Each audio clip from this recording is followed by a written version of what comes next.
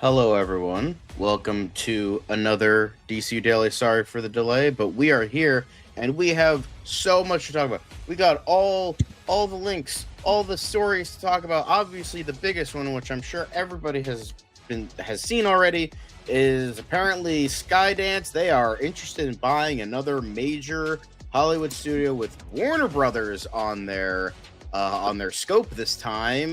They recently, the merger is still kind of went through with Paramount, and now they have eyes on Warner Brothers after Warner Brothers' biggest year in, well, years, I would say. But not only that, we do have a little bit of MCU news as well as a lot of smorgasbord of stuff, like talking about Smashing Machine. Not just that, but Sydney Sweeney's new biopic, Christie, also got a trailer today, as well as Harry Potter, getting 10 new cast members. Something wrong with Henry Cavill a little bit, and then, of course, some sprinkling of other such wonderful news stories. And then, of course, we got our quick hits. And then the big thing that all you guys care about, of course, is Peacemaker Episode 4. I'm stoked. We are all stoked for it. We all love it. We are all going to watch. I'm going to review it. You're going to watch, and it's just going to be an overall fun time. But we do have a couple other stories. We got a little bit more in regards to Peacemaker. Apparently, John Cena was not the first choice for the role from James Gunn. It's going to talk about that. We're going to talk about Man of Tomorrow for a tiny bit, and then talk about Clayface, as well as leading into what won the FanCast Friday poll for tomorrow. But all of that and more right now. It doesn't seem to matter what I do. I'm always the number two. All right, mister, I need to paint my abs on to get nominated. You don't see Robert Downey doing that. You're kidding. You're kidding. I can't open the envelope without the... Warner Brothers is heading back into the Matrix with a new movie in the works. Wonder what other surprises are in store. I want to be Bruce Wayne. I like that. You're gonna love me. There's the shot right there. That. Okay, we don't need to see right there. You look ridiculous. Well, not no more, he don't. What, dude? I can barely understand you. Your accent's insane. What the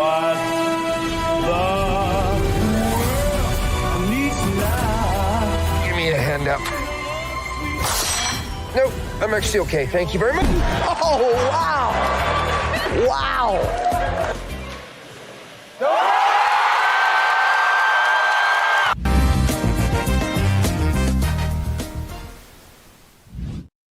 Oh my God, guys. Welcome to the show.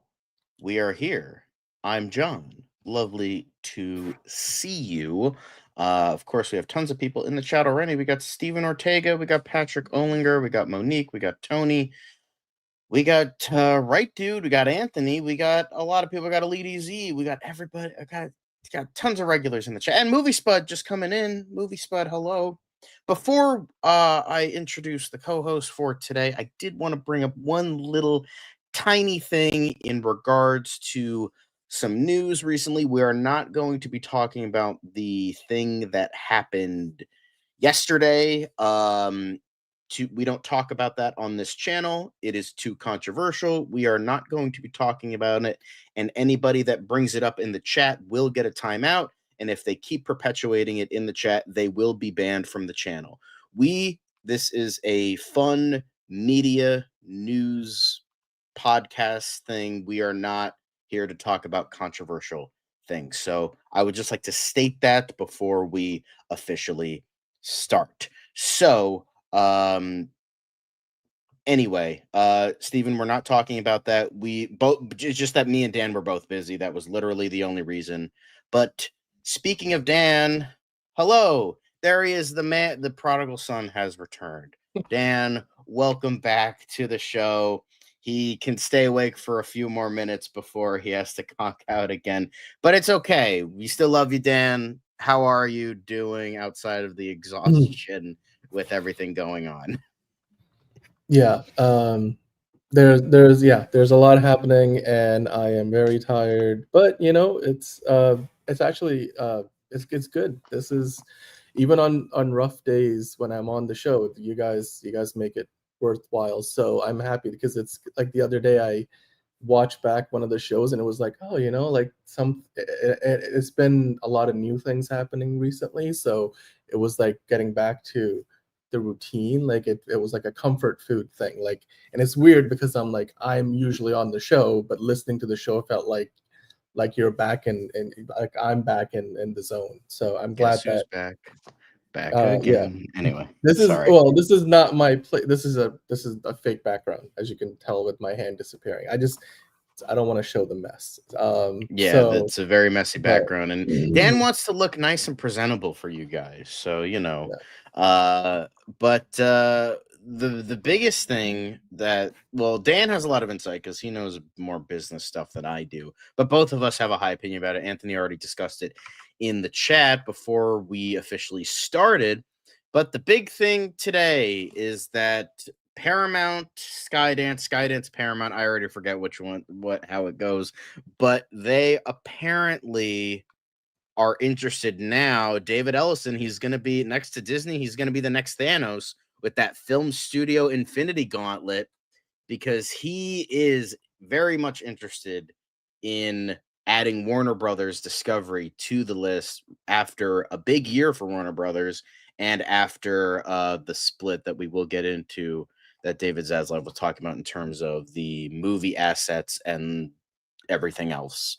So, Dan, I'm very curious to know your thoughts about this as someone has kind of a devil's advocate who kind of like understands more than us plebeians. I'm just, curious, very curious in terms of the realm of everything.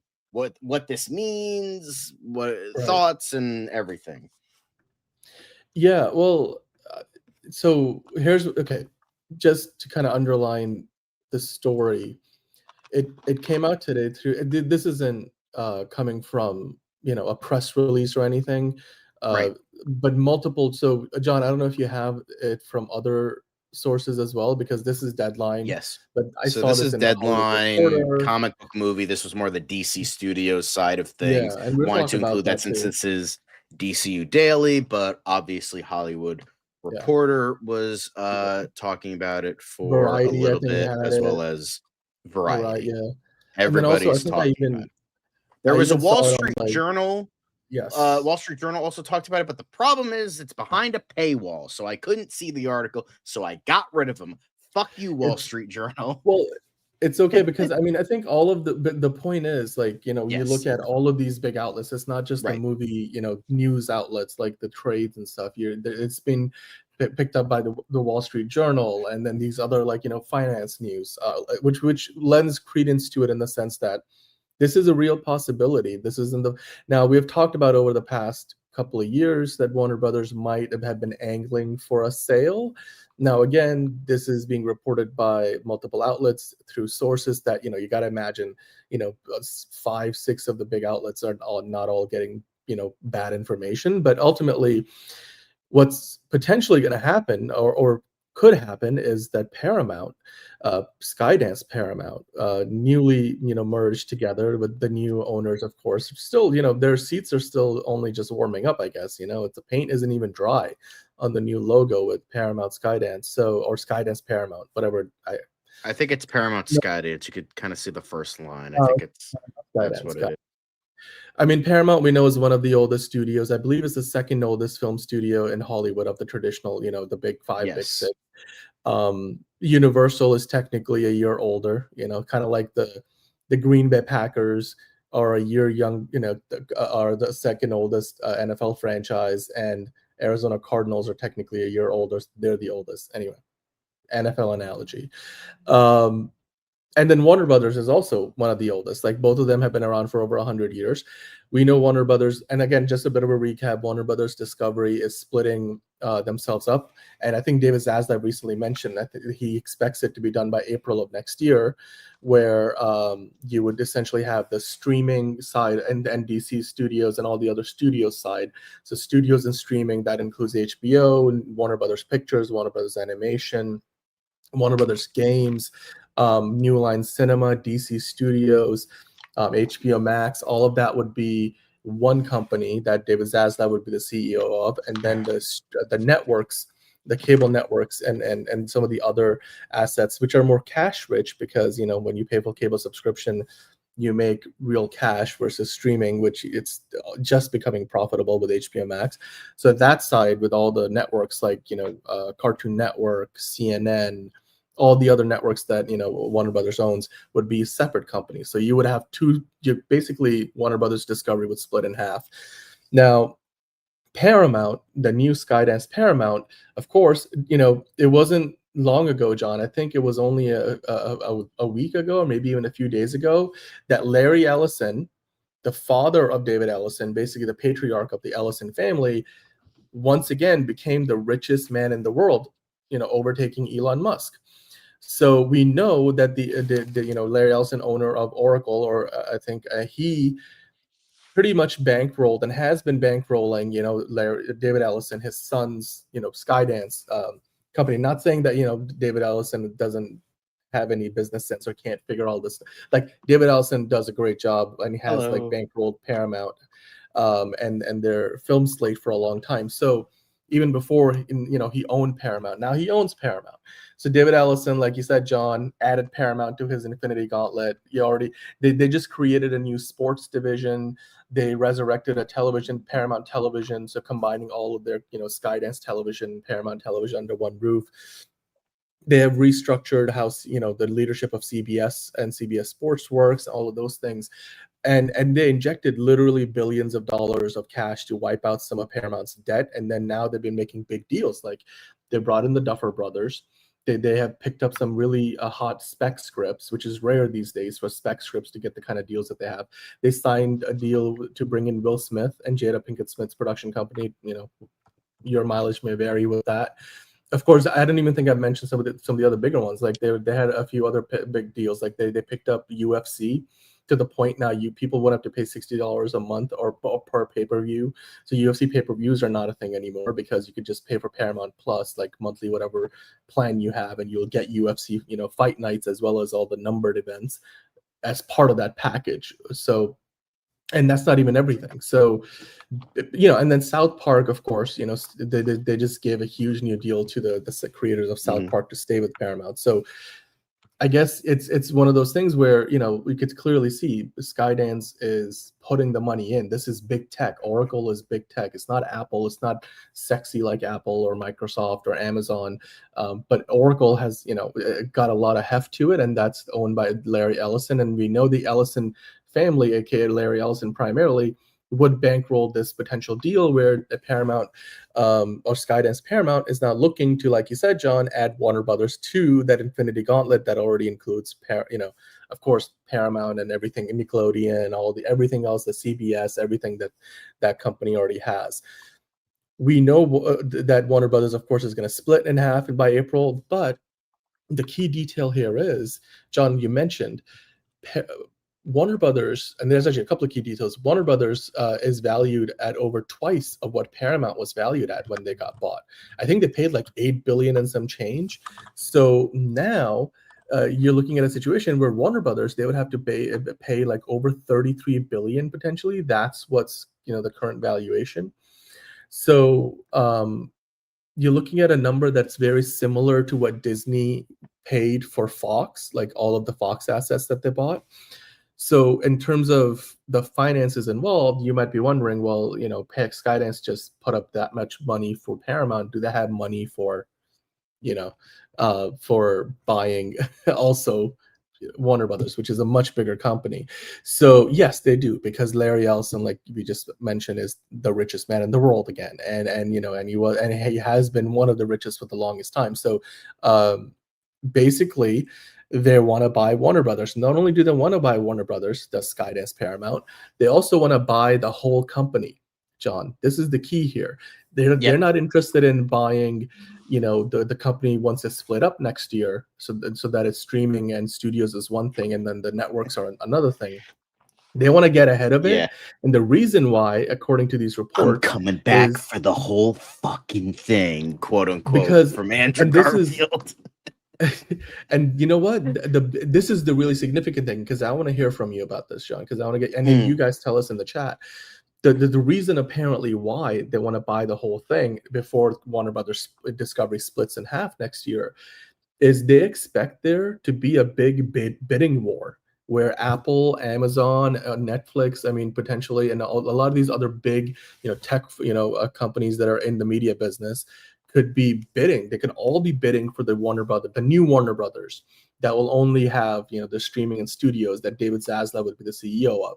So they want to get ahead of the bidding war and they want to buy everything Warner Brothers Discovery as it stands today. And then, I'm guessing they'll decide whether they want to just keep it all or they want to, spin off pieces like, CNN maybe or Cartoon Network or like other things, maybe even parts of what are, currently Paramount, like Nickelodeon. So, I mean, here's what I will say though, Johnny. It's not just David Ellison, like, playing rich kid playing with his daddy's money. I mean, David Ellison has made a lot of good decisions over there. I would say all the moves that they've made since they've bought Paramount are really good moves because they're setting themselves up to become potentially the most successful studio or one of in the next 5 years, whereas Paramount was basically like, almost financially insolvent for like, not like they were going to be bankrupt, but they were getting close to it. They had a lot of debt and they're not valued at like, the hundreds of billions or like tens of billions like Warner Brothers or Disney.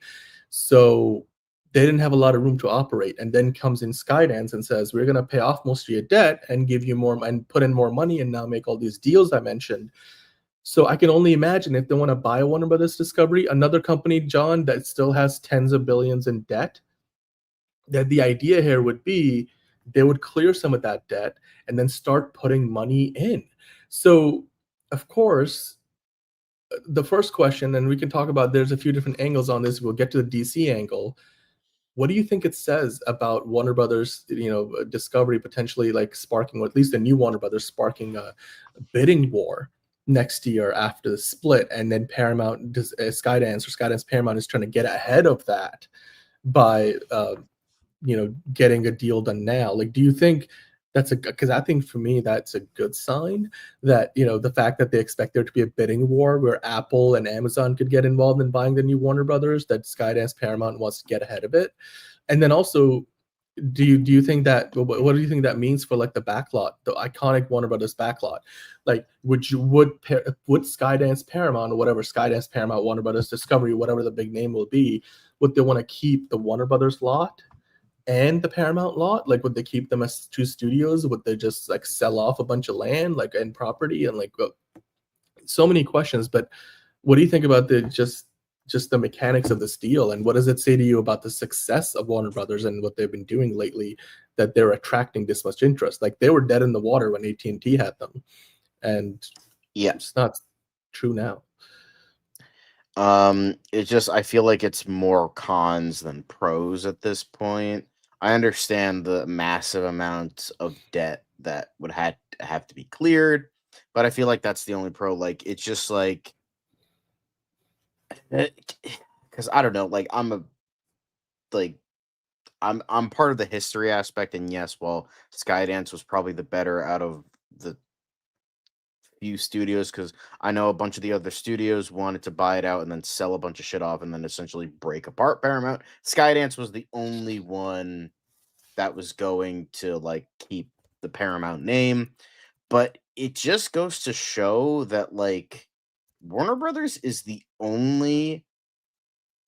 one of two golden age studios still around that are not bought by anybody, because Paramount was bought by Skydance, MGM was bought by Amazon, Columbia was bought by Sony, Fox was bought by Disney, and I think there might have been one more.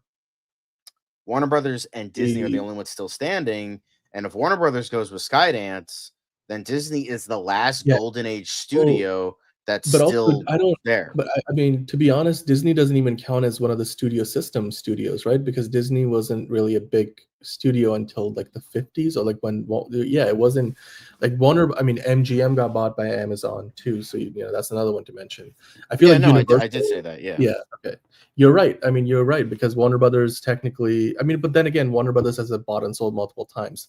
I think what would be potentially game changing and maybe probably not in a good way is you look at that right there, on the left, you have the Paramount backlot, but their iconic water tower, and then of course Warner Brothers known for their water tower. I mean their backlot in Burbank. The idea that you want to have two big pieces of property where you have, I mean, they don't need two lots. Most likely, kind of like what happened with I think MGM. Remember, MGM's lot, what used to be their back lot, was sold off. I think the modern, was it Sony? I think when they bought, actually Sony took over the Columbia lot. I forget who took over the MGM lot. Maybe it was Fox. You guys will have to help me out with that. But basically, at one point, MGM back in the day used to have a backlot like Warner Brothers does, like Disney has. They sold off like a chunk of it, which is now not even used for filmmaking. It's something else completely. And then it was the other bought half by Sony. I was think it Sony? MGM bought Sony. I think Sony bought No, the Sony, MGM but backlot. Sony, and then Sony bought Columbia Pictures in the 80s. So, and yes, you know what? You're right, Darkly, Eric. Warner Brothers Studios are much more up to date and better cut versus Paramount. The HBO Max streaming service on technical level is much better than Paramount. The UI, how stable it is, they have more content, I mean, better content. here's the thing, on average, I guess. And ironically, I didn't know this about Columbia, is that Columbia technically doesn't count as a studio anymore because No. Sony only uses Columbia for when they make Spider-Man movies, because Spider-Man's rights are owned by Columbia, and that's the only time the Columbia fucking logo pops up anymore, because they have to out of legal reasons. So technically, Columbia isn't even really a studio anymore. I mean, ABC is Disney, by the way. Emo Punk. Yes, Princess, ABC so is that's Disney. separate. And we will pretend. You know what? We should do a chart. Maybe We once need to do I a feel flow bit chart. better. We will do. I think there was We'll do that over the weekend. Yeah, we'll work on it. But yeah, here's the thing: Warner Brothers content library is really deep. Not to mention, Warner Brothers owns a lot of MGM stuff that they bought when they didn't buy Turner. Ted Turner bought it. That's how you can watch Cartoon Network stuff, like all the Hanna-Barbera stuff, Tom and Jerry. All of that was, remember, you could see the MGM line at the beginning of that because it was MGM cartoons they used to play before movies back in the 60s. And then Ted Turner went and bought them in one of the early MGM bankruptcies. Anyway, we're getting sidetracked. The point is, John, I think this would be bad, like you said, because one of Warner Brothers or Paramount's lots would at least get reduced in size, if not sold off entirely. The library, the IP is the big deal here. And yeah, Turner did. Ted Turner seems absolutely. like the good guy. That's kind of not the best thing. Well, I mean, but then eventually he, gave up more and more control over his part of the company once they merged with Warner Brothers. But it was in the 80s and 90s. So this would be a situation where essentially you're looking at the merger. Like, you just look at Disney and Fox, right? The 20th Century Studios now, like the Fox name is out of the way. Fox still owns their backlot, but they're not making movies anymore. And then, quite frankly, I mean, while Disney has done a great job with a lot of the IP they have from Fox, it's one of many things that Disney has now. It's not its own studio. And so I think for that reason alone, it's, yeah, exactly. Like, I think with Columbia, like you said, John, Columbia doesn't really exist as a studio anymore. And Universal Pictures, I mean, they're still, doing well because Comcast is using that, as their primary banner, and that is still a proper studio. Disney, obviously. MGM, I think Amazon is elevating them. You know what I think might happen? If they put up one of these lots for sale, let's just say Paramount buys Warner Brothers. Right. Then, Touchstone, by Disney. Good point. So then what would happen is, Amazon needs a backlot for MGM. They're trying to use the MGM name and prop that up and all the prestige that goes with it. My theory is that MGM might find itself with whichever backlot gets put on sale. Amazon might go in and make that offer to buy it out. So that might be one of the things that would happen. However, John, here's the thing: we talk about today Hollywood runs on IP. Like, it's all about IP, and basically we're in a situation where Paramount has IP, but it doesn't have the IP that Warner Brothers has. I think if you look at if you rank the studios by who has the best IP, obviously Disney's still at the top of the pile, despite the fact that Star Wars isn't, doesn't have as much luster, and Marvel isn't doing as well, and Pixar is a bumpy ride. There's still Star Wars, Marvel, Pixar, and then everything else that Disney has on top of that, including their animation, the original movies that library that they have that they keep updating and doing remakes of. Then you have Warner Brothers. They have Lord of the Rings, which David Zaslav has done a great job with. Lord of the Rings, they're bringing that back. You've got Game of Thrones, everything the HBO has. Of course, beyond that, you've got Harry Potter, the Wizarding World stuff, and we can't forget the crown jewel of Warner Brothers. John, let's go over to the comicbook.com, movie.com article. Is DC and DC Studios, the relatively newly christened DC Studios that has gone up to a fantastic start. Now, we know Disney bought 20th Century Fox, and not primarily for, but one of the bigger reasons why is because they wanted all their Marvel rights back. Well, not really back, but like back under the Marvel, name. So X-Men, and we're seeing that finally play out. So now you look at this situation. Remember, I told you guys, Fox was bought for roughly, I think it was in the 30s, like $30 billion, the parts of Fox that Disney bought. So this would be a similar size transaction, of course, not adjusted for inflation, but the value of Warner Brothers right now, I think the last I checked was like 33 billion some odd dollars.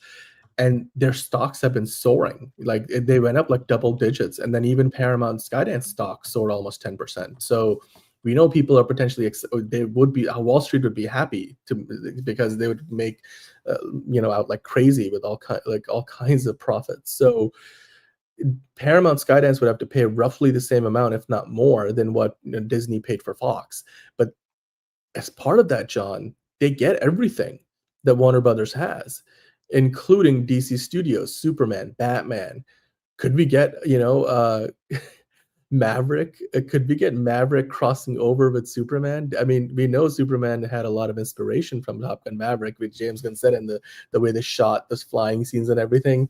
And now you can have, that Paramount Mountain commercial where you have Tom Cruise in the same picture as Superman, and then maybe Batman pops up, and then all of a sudden you got, I don't know, Jean-Luc Picard, and then Star Trek.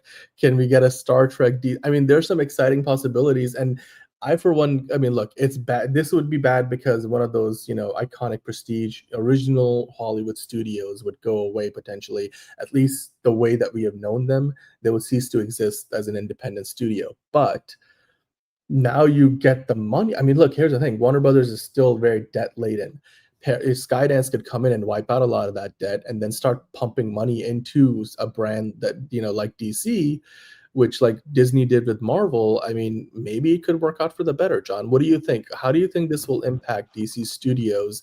Do you think they're going to completely clear house and start over? I mean, I don't think they would, because if James Gunn is doing well and is successful, so far they haven't really gone in and cleaned up house on anything at Paramount that wasn't successful.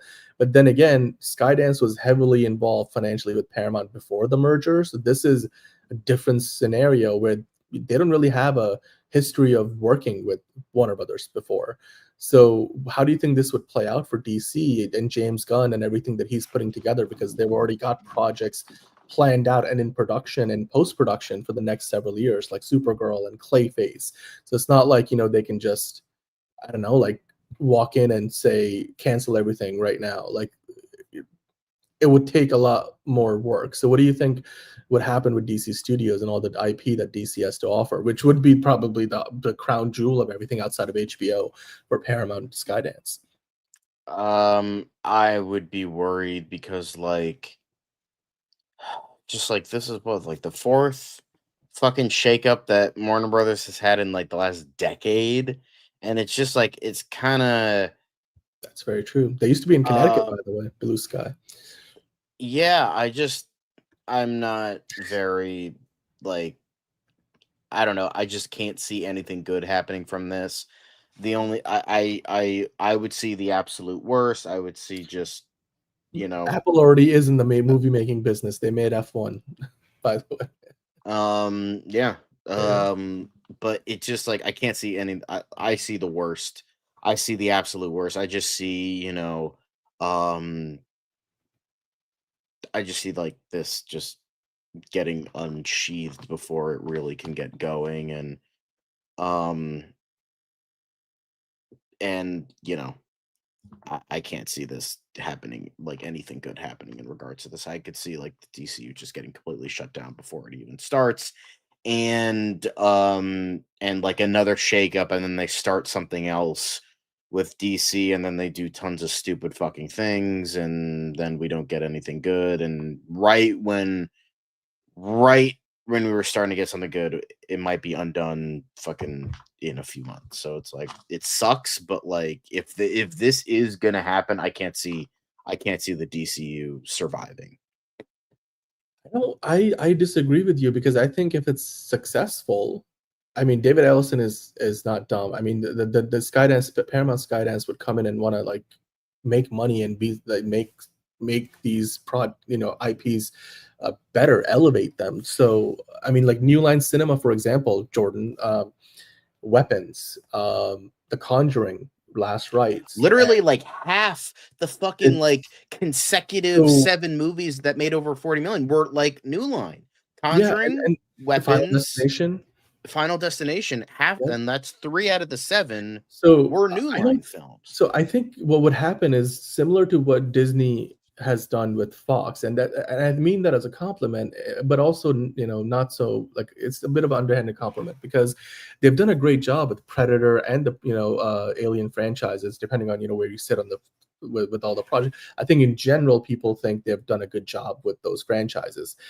But at the same time, it's Disney is still one big, company, and they are a big company. So, what you're seeing here with Exhibitor Relations Company is a great example. Disney overall, as a big, group of studios, as a big company conglomerate, releases fewer movies total than if Disney was still its own thing and Fox was its own thing as a movie studio. Like they would have released 24, 25 movies total, but like split the number in half, 12 or 13 a piece. Now Disney releases 18 or 19, but that's still a loss of like a quarter of that number that would have been. So the new Paramount, Skydance, Warner Brothers Discovery, XYZ, My House, Your House, 50,000 Names company will potentially still release a bigger number of movies than Paramount alone and Warner Brothers alone would do, but it would be fewer than if the two of them would be their own companies, right? Like that's basically the math that you're seeing here in this tweet. So I think the overall number of movies would be lessened, and then that would just mean less product, and then we would have these gaps in the release schedule. So that's still a problem, I think, in general, because there's fewer movies for us to watch.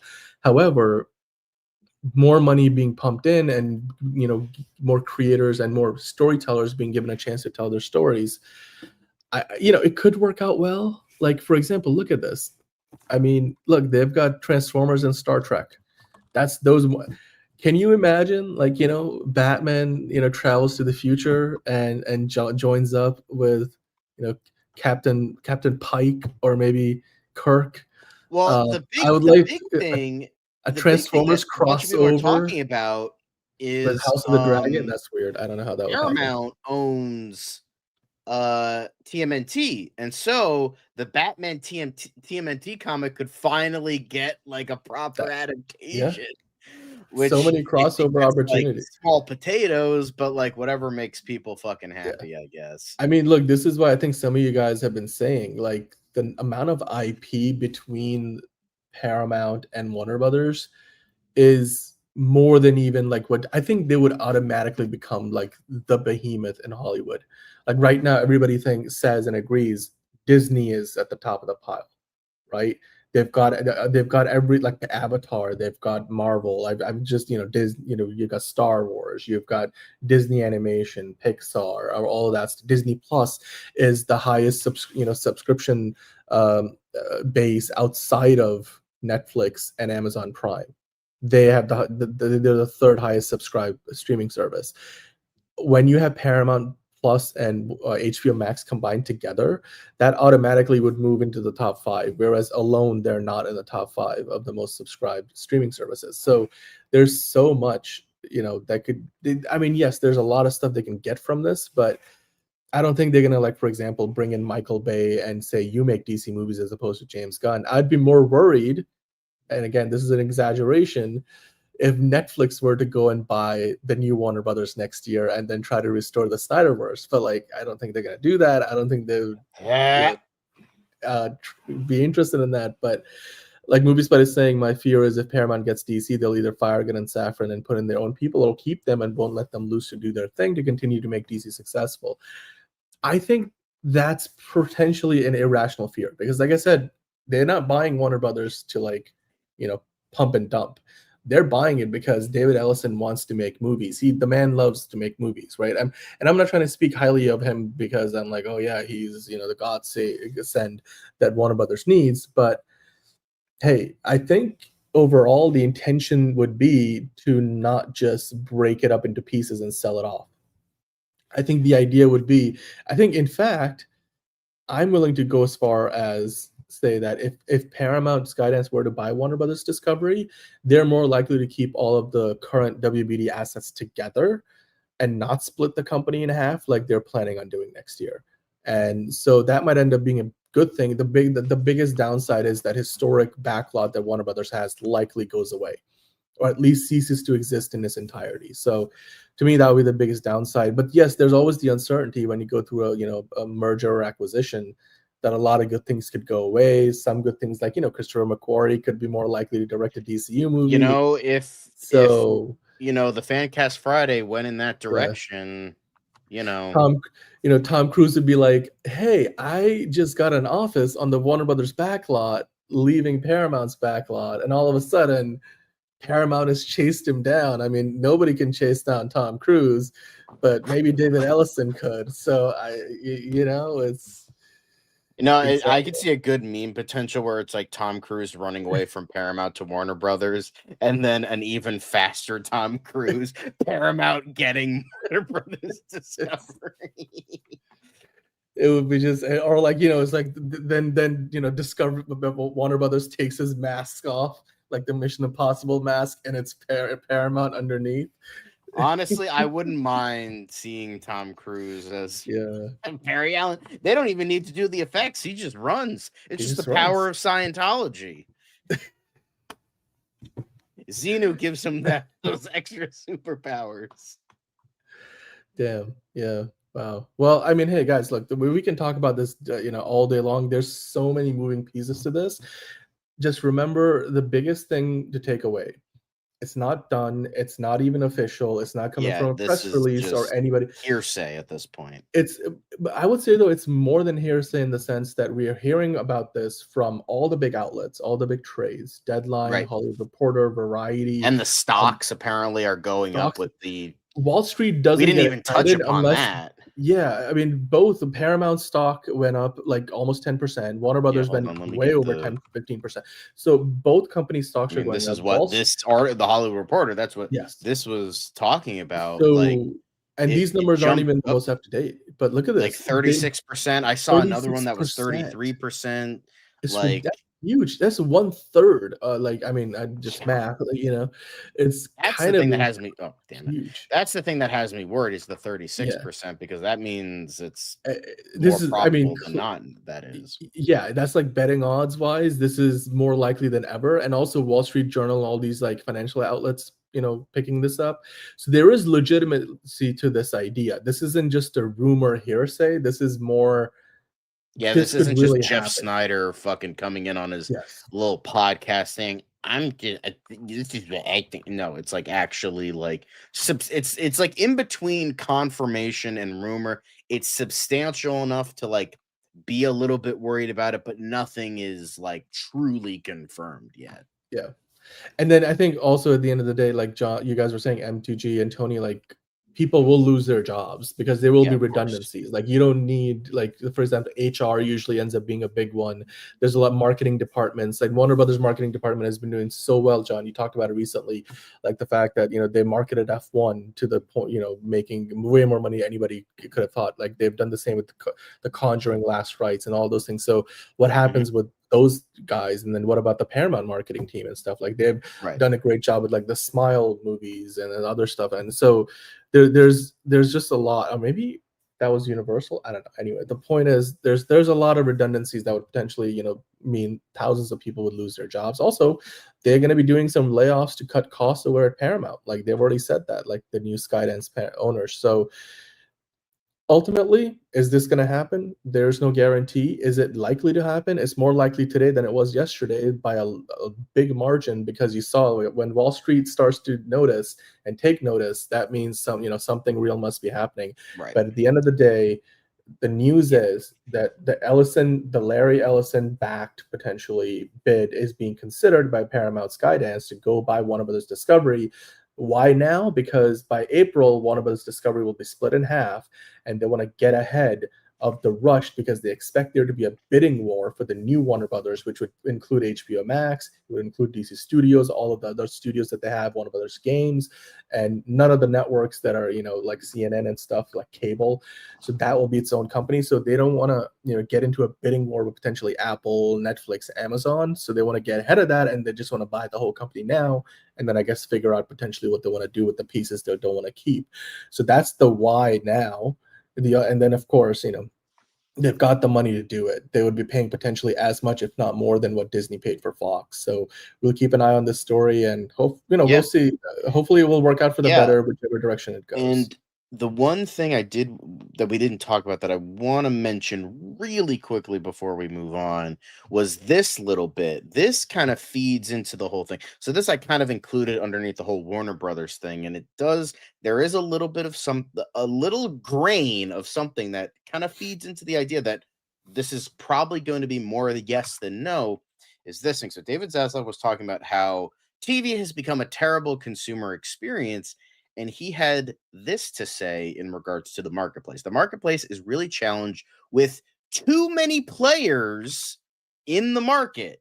When people turn on, the consumers put on their TV, it's a terrible consumer experience. It's in almost every market in the world, there's just too many choices, and you're Googling, where is it? How do I get from one to another? How do I get into that platform? And he goes on and on. So it's interesting that he says this, and as well as the fact there's this bid that would reduce the number of players in terms of films. This isn't what he was specifically talking about, but it would reduce the number of film studios in Hollywood. So I just feel like that's an interest. I'm not saying anything, but that's a very interesting. You could see where his head is at. Where it's like it mirrors itself a little bit. Now, I know that's not what he was talking about. He was talking about specifically TV, but there's a grain of something there. Yeah. So I mean, he also went on to hype up the fact that HBO is available in 150 million homes, or will be, and they have got a great experience. We know I think HBO's app is much better. As somebody who has firsthand experience from behind the scenes with the Paramount Plus app, I can tell you HBO's app runs better both on the front end and the back end. And so I think they would probably take the stack that you have from HBO Max, and then more likely to have Paramount Plus just integrated with that, and then move the content over than the other way around. But and the that thing would be a big is, asset for Paramount Skydance. I don't know. I mean, we'll see. I just want to say David Ellison has been very adamant that they want to be a very tech-forward company, which also comes from the fact that his father, Larry Ellison, owns Oracle. That was one of the first things he highlighted. He wants to move Paramount forward into the future, and getting the Warner Brothers assets and already a much more successful, better put together, better run streaming service, despite the fact that it's not as popular as Disney Plus and Netflix and Amazon Prime. That would be a big asset and something that a lot of people won't pay attention to, but you should. So yes, I think ultimately, John, if you and I were to look at this and say 6 months from now, if you had to bet $50, if this thing was going to actually happen, I, for one, would say yes, $50. Paramount Skydance are serious about this. They fought really hard and overcame a lot of hurdles, including a lot of legal hurdles. You talk about FCC approvals and everything. We know they've already potentially cleared a few hurdles with the current administration. So Paramount Skydance, in terms of hey, getting blocked by the FTC and stuff like that, potentially is less likely too. So I think this is more likely to happen than not happen. So I don't know, John. I mean, I don't know if you agree with me or not, but I'm just saying. I mean, I agree with you. It doesn't mean I have to like it, Oh, it's fair. I know you. I know your initial reaction was not good. You're like, oh God, like we just got started with the new DCU, and I totally hear you. Well, But worst comes to worst, we'll get maybe like, like a couple good movies before this inevitably gets rebooted again. So, yeah, that's what I'm because I'm just setting myself up for disappointment because that's how it usually is. I just gotta yeah. be disappointed about everything. Well, hey, we'll see. I mean, like I said, it could work out for the better. But we'll have to see. Again, it's not happened yet, so we can't get angry, mad, or sad about something that hasn't happened yet. But we'll see. I think it's more likely to happen than ever before. But there a lot of things, crazier things have happened and not happened. So we'll have to wait and see. But you guys, let us know what you think about that in the comments. Would you want Paramount Skydance to buy Warner Brothers Discovery, or would you rather keep your DC and Transformers separate? Would you rather not have Top Gun Maverick Segregate the IPs. crossover with Harry Potter or something to that effect? I mean, Tom Cruise is over at Warner Brothers anyway. He's working with two studios. Maybe Tom Cruise is facilitating this. Maybe he was the inside man all along. He left Paramount to go to Warner Brothers to scout them out and decided, you know what, this is worth the deal. So show me the money, as Jerry Maguire would say. So with that, John, I think we're gonna have to leave it there. And move on to the next thing. I'm gonna take a break because I need to rest my voice, but I'll be back on the show in a bit. So I'm not going anywhere. I'm just gonna go get a drink of water. So that's okay. That's okay. We'll be here when you get back, because God knows we're gonna be on here for another 2 hours. But the next thing we're going to be talking about is actually Marvel stuff. Not a ton of Marvel stuff, only a couple stories, but we do have a little bit. And, in terms of our other big, boy of the superhero trifecta, Spider-Man Brand New Day. So we have been getting so many behind the scenes photos, not just of the stuff we're going to be talking about later, but, we got a ton of Spider-Man stuff. And we saw a little bit more of of that wonderful little suit. And apparently, because there were some special fans that had the opportunity to visit both sets in London, because as we all know, that both of them are filming. And it's, if we click on this now, I'll zoom into this, and they got a little franchise visit. They got a little sticker about like Doom, I guess.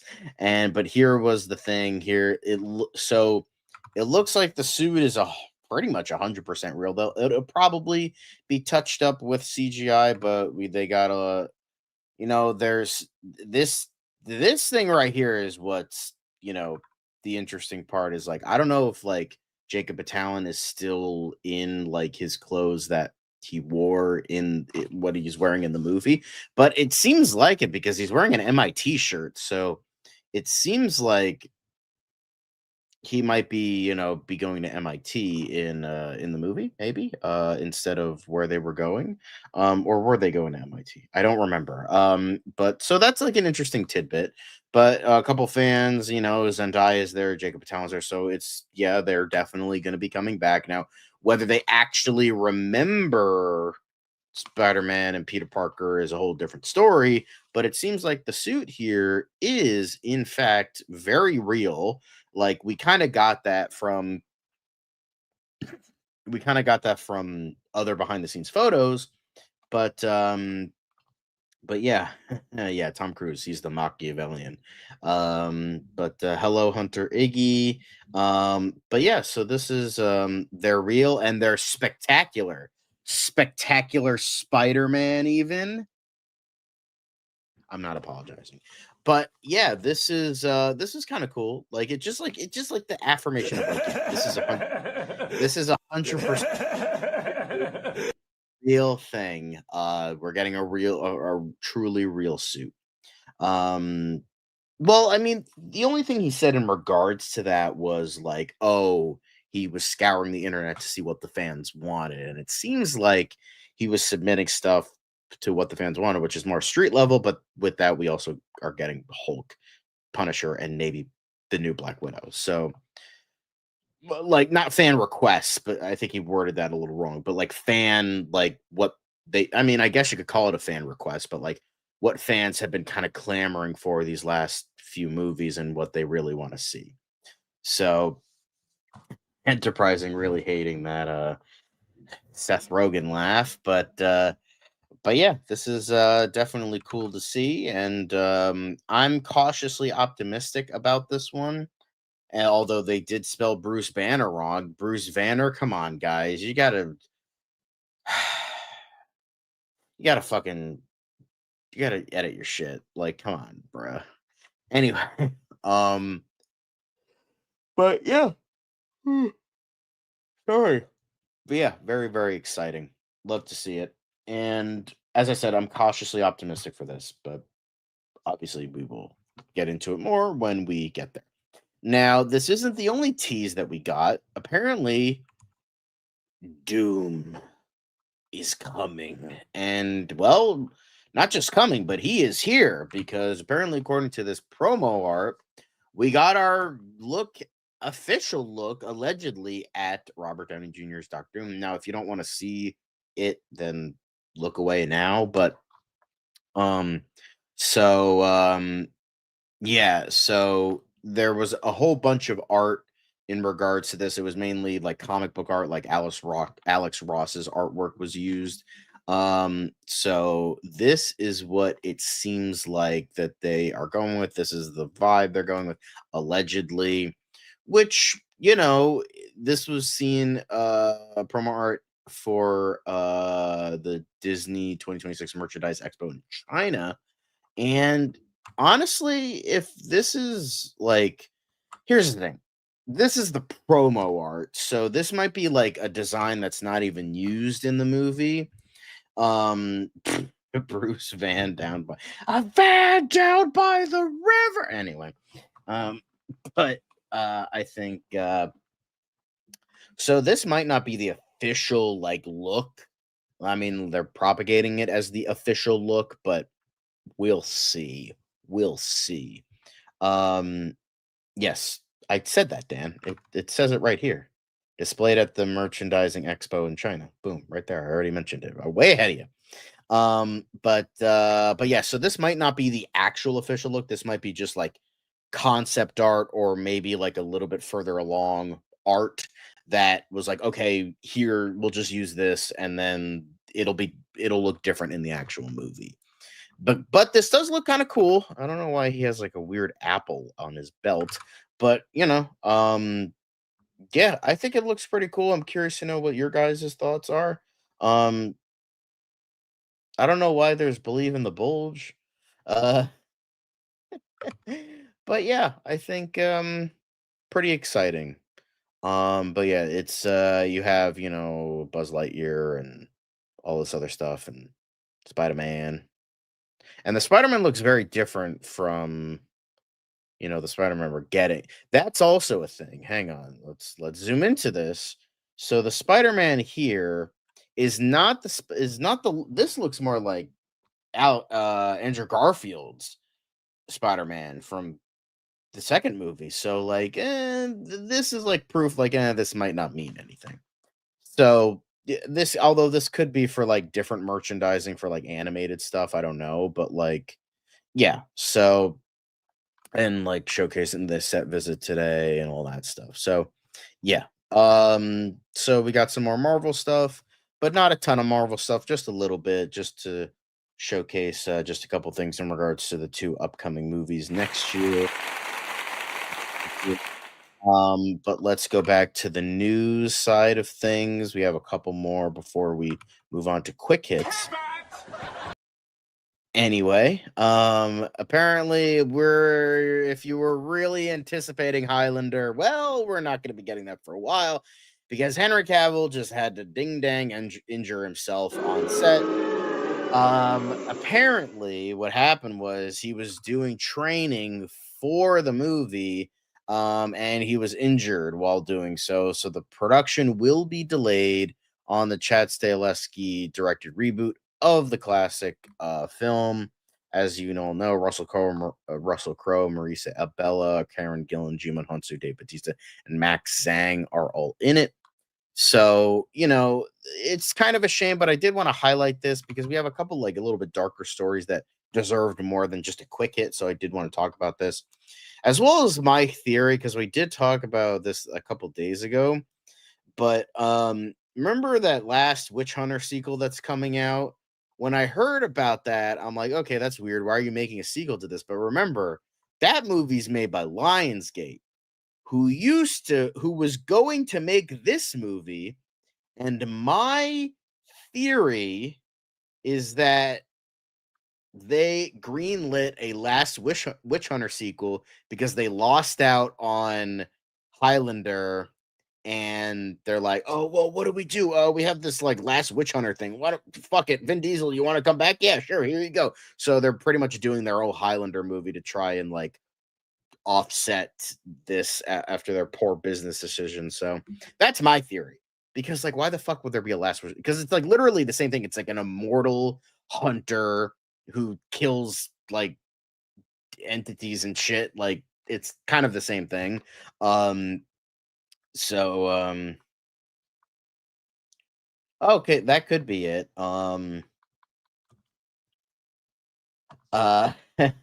Yes. Just watched Highlander yesterday. Yeah, it's a decent flick. But yeah, that definitely could be it. His hamstring injury. But yeah, it definitely sucks for the cast and crew. But yeah, I think this kind of sucks. This definitely sucks. But what are you gonna do? Shit happens. So, but you know, whatever. He's not he might be immortal, but he's not invincible. Insert invincible title card here. But moving on to the next thing, so not only do we have the smashing machine, which we will be getting into soon enough, but we do have this Sydney Sweeney's upcoming film Christie. It just got its first trailer today, and yeah, this is I watched the trailer. I thought it was pretty damn good. I thought this was yeah, that's true. Rest well, King of Nerds, yes. But yeah, I think she was unrecognizable. It's kind of like typical biopic flair. It's it's like this whole thing like small town girl realizes she's good at fighting, wants to be a boxer.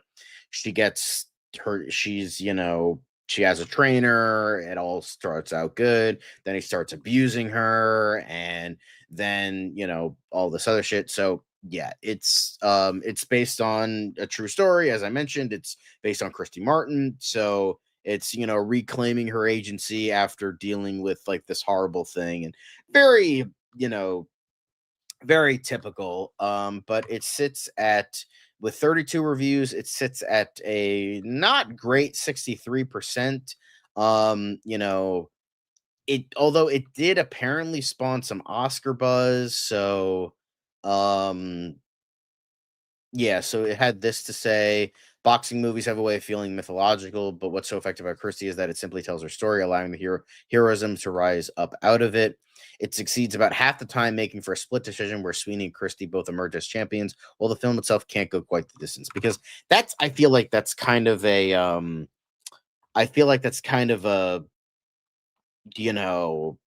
I mean, $1 Million Baby was that real? I think that was fake. So like that was not a true story, I don't think. So, it seems like it's one of those cases, because a lot of biopics I've noticed where it's like the performance is better than the movie. Like Judy and Ray are definitely the biggest ones, where they're kind of simplistic, you know, where it's like kind of the same cliches over and over again, but the performance is really good. And that's you know, and a couple other people, they're like, so wrote that even an AI wouldn't dare try to pass it off as original, but it is from the Daily Beast, so fuck them. Christie is a decent movie and a way better proof of concept regarding Sweeney's willingness to go the distance for a project. So yeah, it's kind of not looking great for them. However, it's it is what it is. It's not gonna be, it's probably not gonna be the greatest movie ever, but I could see Sweeney getting some Oscar buzz. Now, yeah, boxing movies and Oscars, tale as old as time. So, but speaking of boxing, well, not really, but Oscar buzz and a fighting movie, we do have The Smashing Machine coming out soon, with Dwayne The Rock Johnson starring as Mark Kerr, UFC champion, and like his rise and fall. And Liz already spoiling the ending. But it seems like The Smashing Machine might bust its way with a $20 million opening. Well, yeah, we got to keep things kind of similar, right? So, but yeah, so it seems like this is going to be coming out October 3rd, so in a couple of weeks. It stands at 80% fresh. It got a ton of standing ovations. It got Benny Safdie, the Silver Lion.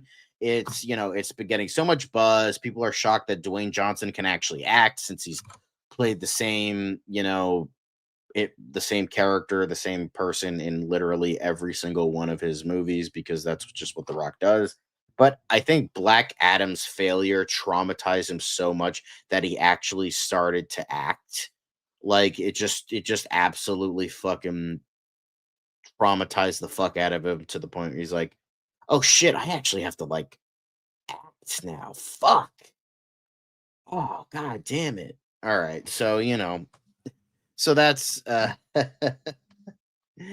mean, can you really blame me? Like, come on. So, and then with Lizard music, I think Dwayne Johnson, he might have some kind of renaissance, I guess, and he might actually give a shit about his movies. So yeah, I'm excited for this. I think this looks like a great movie, and I think Benny Safdie will do a great job, and Dwayne Johnson will actually give us a performance worth fighting for. That doesn't make sense, but shut up. Yeah, okay, Fast Five. It's not fucking Godfather. Calm down. But moving on from fighting to wizardry, not a good segue. But apparently, they've been holding out on us. Apparently, we're apparently getting like a shit ton, and I mean a shit ton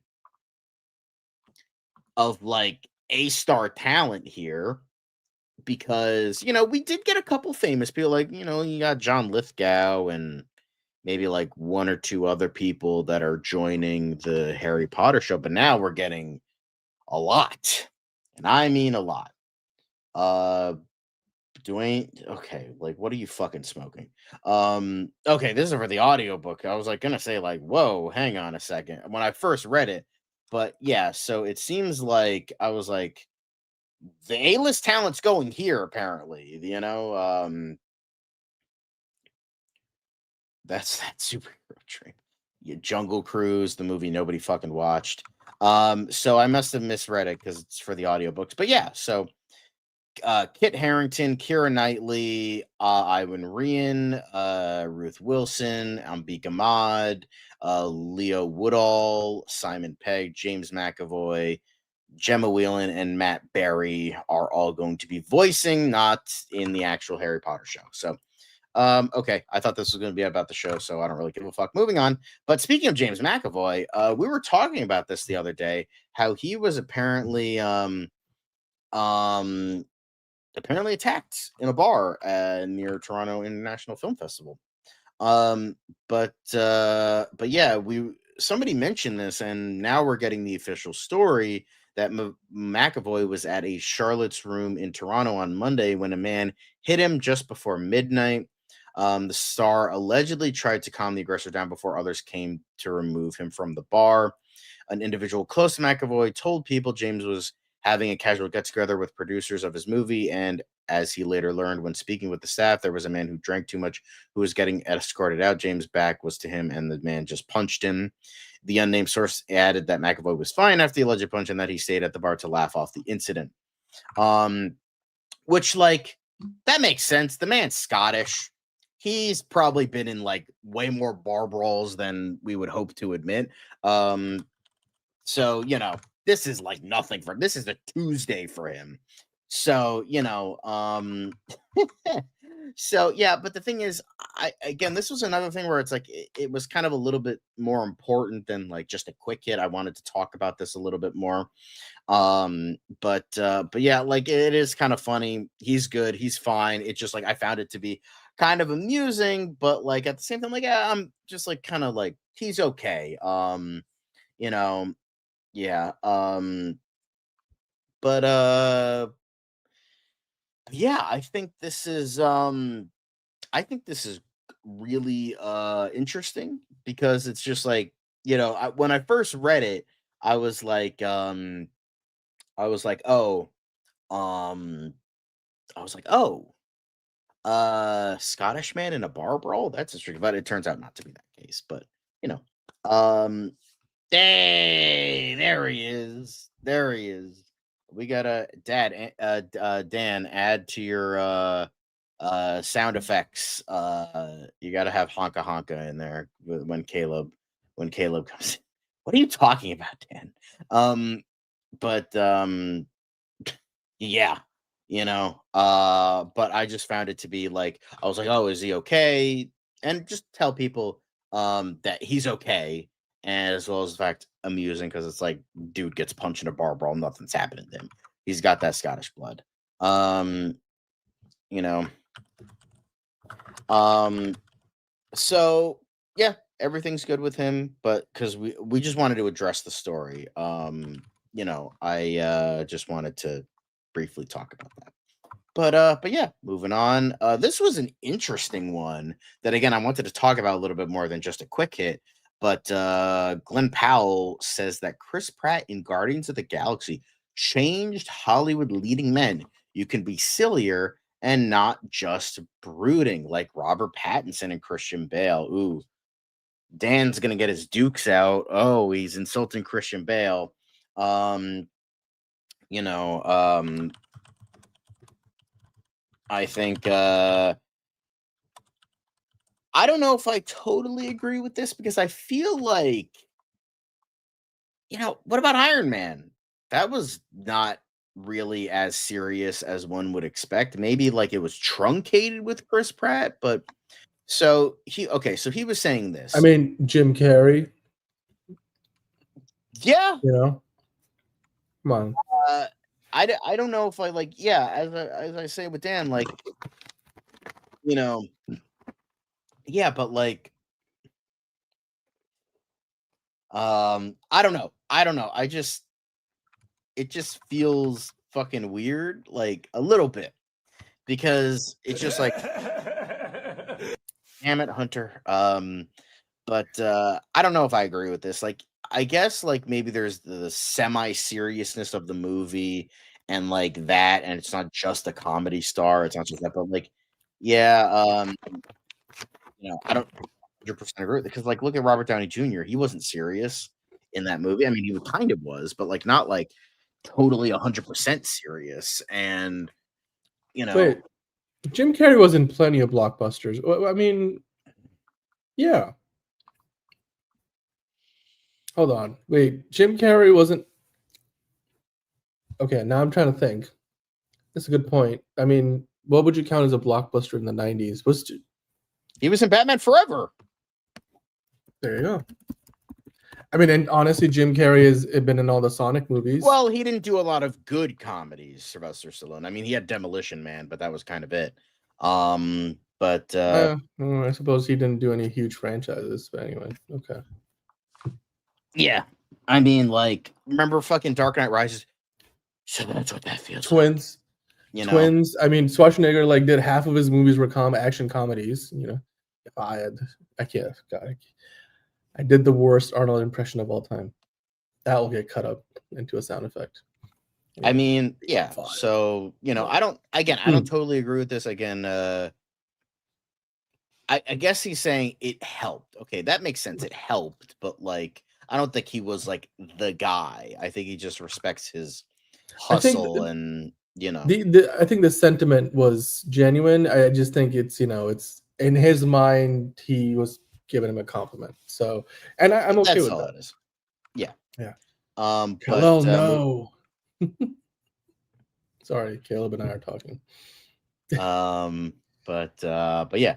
I'm Next pretty up, sure it was. we were talking about this Tuesday, last show, because we didn't do one yesterday. Exactly. But yeah, they were talking about the most disturbing scene that people will see on television. What was the most disturbing scene? Welcome to Earth. Welcome to Earth. Exactly. But yeah, this is a spoiler for, Alien Earth. So if you haven't seen the newest episode, then don't read ahead. Yeah. But yeah, so it's essentially dealing with how how Toodles, aka Isaac, was trying to be a good scientist by helping out Timothy Oliphant's character Kirsch, and trying to feed all the animals, do all this stuff, but he, thanks to Slightly and all these other people, and the evil sheep, yeah, he didn't do that, and he died. And the thing is, what I find so funny, it's like, oh, this was the most disturbing scene that people will see on television. It's not that disturbing. I've seen plenty more fucked up shit than this. Not even like Dexter, like even the original Dexter had more fucked up shit than this did. Like, I mean, Legion had more fucked up shit. Sure, like, I couldn't even normies understand. Would be horrified, but like, I didn't find it to be too bad. He just kind of got acid spit in his face, and his like skin kind of melted a little bit, but it wasn't too bad. Yeah, exactly. Like Breaking Bad. Like, come on now. Never get hit first. Jesus Christ. Don't get me wrong. There's been a lot of creepy scenes, a lot of fucked up scenes, but like the most disturbing scene, come on. You can't say something like that and expect like blowback of like, have you seen literally anything? Like, come on. But still, don't get me wrong. It was a great show. It was a good episode. I like where this is going, and I will say I liked the ending a lot. It's like we only have a couple more episodes left, so we're definitely getting somewhere. But yeah, I think he needs to, calm down. Oh, the most disturbing scene ever. But yeah, it definitely the build up to the scene was definitely very good. So yeah, I'm not gonna say this whole thing, but he did have a lot to say about the scene in the episode. But yeah, yes, I don't know if there's disturbing stuff there. I mean, we will be talking spoilers, so yeah. John is going to be reviewing Peacemaker season 2, episode 4. So yes, do stick around for that, MTG. We're going to get into that. Yes. We do have one more bit of news before we move on to the quick hits, and that's Daniel Day-Lewis talking about his retirement and now going back into acting, but he felt a little bit hollowed out. But he always loved the work of doing this, but he just realized his time was ending, and now he's coming back into it a couple years later. But it's for his son. Like he even said, like in terms of made it pretty clear that his son Ronan, that he wasn't going to do the movie if his father did not end up doing this role. So wanting to support his kid and wanting to, do all of this, he was going to do it, and that's fine. Yeah. I will say Human Centipede's pretty bad, but like even Human Centipede is not the worst thing ever. I mean, like Sallow and fucking a Serbian film are like will forever be like way fucking worse. But if that's your lowest level, it's not even close to being as bad as that. I mean, by the way, while Robert Downey Jr. was in a parody movie, Daniel Day-Lewis literally lives by the motto of "I'm a dude playing another dude disguised as another dude." Like he takes that seriously, and he's got a few Oscars to show for it. So. Yeah, and yeah, I mean, it's great. He's given his son a great platform to begin with. I mean, look, it's the greatest actor of all time is in his, son's first movie.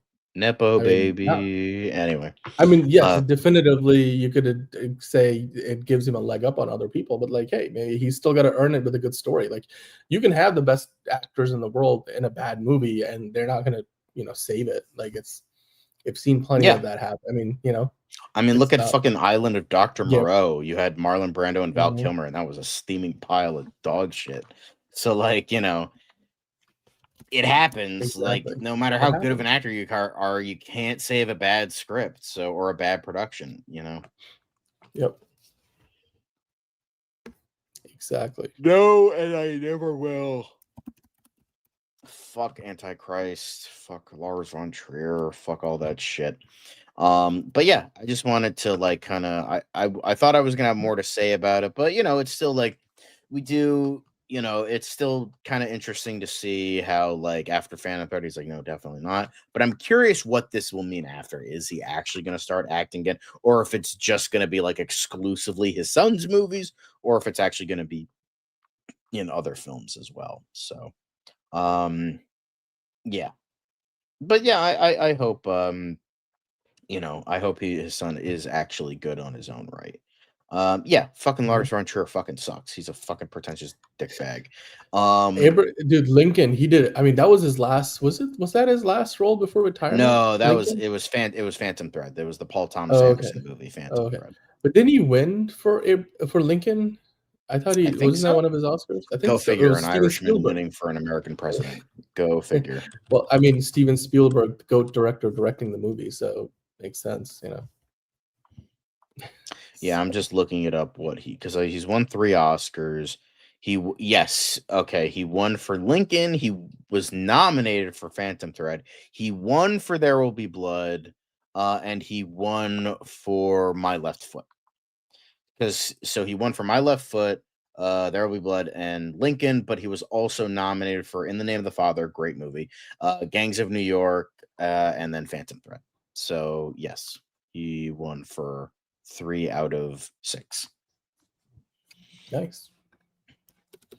This is where we would need like the my leg, sound. Anyway, I know. Such a shame. Such a shame. Anyway, but let's move on to something a little bit quicker. Let's get into those quick hits. cool. First things first, AEW star Maxwell Friedman and MJF. Andrew King Bachelor, latest to join Violent Night 2 from Universal and 87 North. As we all know from a couple days ago, Joe Pantoliano and who was the other guy? And who was the other guy that joined? I just had his name and then I just forgot it. What are you talking about? It was Joe. Andrew King. What? Oh, you're talking about somebody. Oh, yeah. Hold on, I gotta look it up because it's gonna bother me now. But Jared Harris. God, how could I forget him? Anyway, Joe Pantoliano and Jared Harris. Yes. They're gonna be in the movie, but in addition to that, you have 2 phenomenal actors and then a guy from Vine and some wrestler. So it's like, okay, cool, great. Well, come on, it's MJF. Care. He's better than you, and anyway, sorry. Now I'm quitting. I don't even fucking know who this dude is. Who? That's all I have to say about him. I know more. I know a Viner more than this fucking guy. So like, who? Anyway, so next up. Anyway, so Lucifer star Amy Garcia, who is still fine, by the way, was cast in the 17th fucking Walking Dead spinoff that nobody cares about, Dead City, as a series regular for season 3. Do you watch this? Does anybody fucking watch any of these spinoffs? I feel like at this point they're like a money laundering scheme. Like it feels like it to me too. Yeah. How many I think there's like 5 or 6 of them there. I know, like, I remember Fear the Walking Dead. I watched 1 episode of that. I'm like, no, not interested. And now I'm just like, there was like the one that was following the kids. There was the Daryl Dixon one. Wasn't there one like with Rick and Michonne or something? And I think so. Yeah, I think they were doing movies. I was like, AMC Plus and their 5 subscribers. Like that's Okay, like again, you're one of the 5 subscribers of MGM Plus, so get the fuck out of here with that. I'm like, okay, clearly I'm more. You know what? I can't argue with that. That's fine. I'll take that one. But yeah, I mean, congrats to her. She's getting work, but like, you deserve better. You deserve. I mean, she was great on Lucifer. She was one of, if not my favorite character on that show. So but yeah, congrats for getting work, but I don't think anybody would care. Anyway, so speaking of streaming services, I guess live action How to Train Your Dragon sets fall date on Peacock. So if you're interested in this yet another live action remake, October 10th, you can go watch it on Cockpea, on penis urine, as my friend calls it. But yeah, cool, great, don't care. Anyway, moving on. Another streaming movie from a movie nobody frigging cared about because it didn't make any money, but it's this one's coming out September 17th on Disney Plus. So go watch Elio if you didn't see it in theaters. God knows nobody did. But yeah. Cool. Do you care, Dan? Oh. Okay. I mean, I haven't seen it, so I guess I'll watch it. All right, so it looks like we're not done at 50 Shades of Grey because another fan fiction is going to be getting a movie adaptation. So Legendary, who was with Warner Brothers for the longest time, but now they're going to Paramount. So they're paying 7 figures. Oh, that was the other one. Yeah, deal. Yeah. For Alchemized. Well, that was a deal, not really a merger or buying out. It's just well, with distribution deal, yeah, it's still a big deal. So, yeah. But Alchemized, book that began life as Harry Potter fan fiction. So the deal for Senlin Yu's novel is believed to be one of the biggest in history for a new book's movie rights, not adjusted for inflation. Mm-hmm. Thoughts on this? Never heard of it until now, and I kind of don't really care. It's a big. I have heard of it. It's a big deal. I think not in the sense that obviously it's like Harry Potter fan fiction, but again, it has the potential to become maybe not as big as Harry Potter, but certainly maybe Twilight level for today's standards. I mean, for all we know, this could work out to nothing. But again, with Legendary splashing the cash, 7 figures, man, and now they're going to be working with Paramount to distribute it, which true. Good for but them. Yeah, cool. I guess so. It's gonna be Harry Potter, but with less anti-trans stuff. What are you talking about? Stuff? Never mind. Okay. But apparently Peacemaker lost its top streaming spot to the new show starring Mark Ruffalo, Task. Apparently, according to Flix Patrol, which measures the popularity of various titles on streaming services, Peacemaker now ranks 2nd on HBO Max's top 10 TV series. It's been surpassed by Task, which stars Mark Ruffalo as an FBI agent tasked with putting an end to a string of violent robberies. Sounds terribly interesting. It premiered on September 7th and will be debuting new episodes until the middle of October. Did you hear about Task before this? Because I did. I have. I've seen the trailer. I've heard about it. It's got great reviews. I think this is more. So, this is more of a reflection on the fact that Peacemaker. I mean, look, the first season of Peacemaker was huge. The second season had gone off to an even better start than the first season ended on, but. I mean, it's not even the highest rated show on HBO Max, which is like not even like the top 3 highest watched streaming service in the world. So you gotta wonder just how many people are actually watching Peacemaker. So this is why I hope James Gunn isn't putting a ton of stuff in this that's going to be pivotal to our understanding of the DCU, because far more people saw Superman than are watching Peacemaker. So hey, we'll see. Maybe Peacemaker will climb back up to the top, because obviously. With a premiere, you could tell a lot of the audience that watches. Yeah, like the premiere, and they'll decide if it's worth watching, and then it'll probably go down from there. And God knows the last 3 episodes, James Gunn are pumping up as the next fucking greatest thing ever conceived by man. So, we'll see. He does that a lot. I'm starting to not really buy it anymore. He's like, this is the best thing I have ever done. It was the most fun time I ever had. I'm like, okay, so then unless like he keeps improving on his personal best, which, you know, after a while, you know, it's like I get it. As a guy, he just wants to pump shit up, but like, yeah, I think Jennifer Holland just needs to take his phone away at this point. I think she just if needs it to, ain't- okay, if you're it taking a hasn't break happened for a yet, couple things. yeah, it's So- not happening.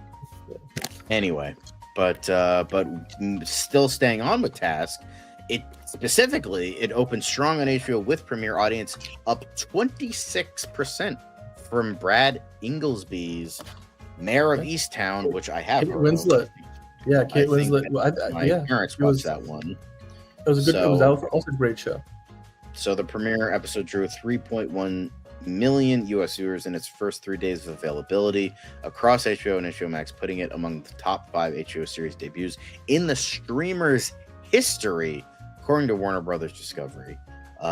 So yeah, congrats very much on Task. I don't know if I'll ever watch it, but you know, good for them.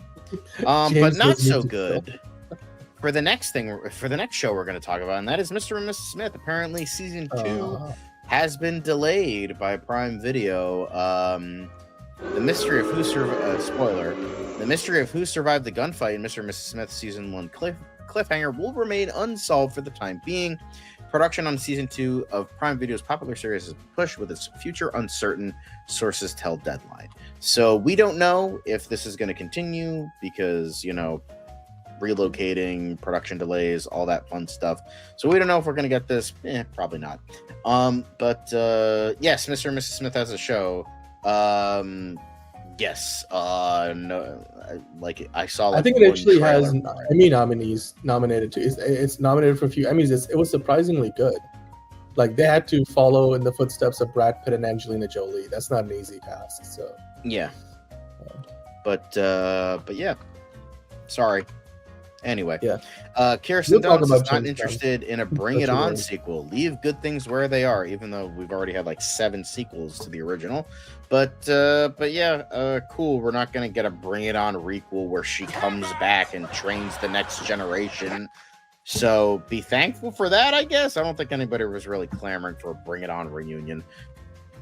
Were you, Dan? Were you wanting that Bring It On reunion? one word. I don't even know what that says. I don't know what it's trying to say. We need to. Oh, pivot. Oh, the only reason I saw that because I looked up the sound effect. I don't even know what you're trying to say. You have never seen Friends? Never No, mind. I know. Uh, Shut up. okay. I know the reference. I just, with the music, I couldn't hear it. Like it was too garbled. Anyway, we Okay, need to you find know a what? cleaner Let's just- soundbite.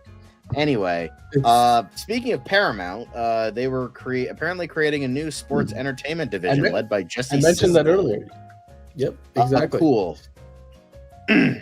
Anyway, AMC Netflix has apparently extended their streaming pact.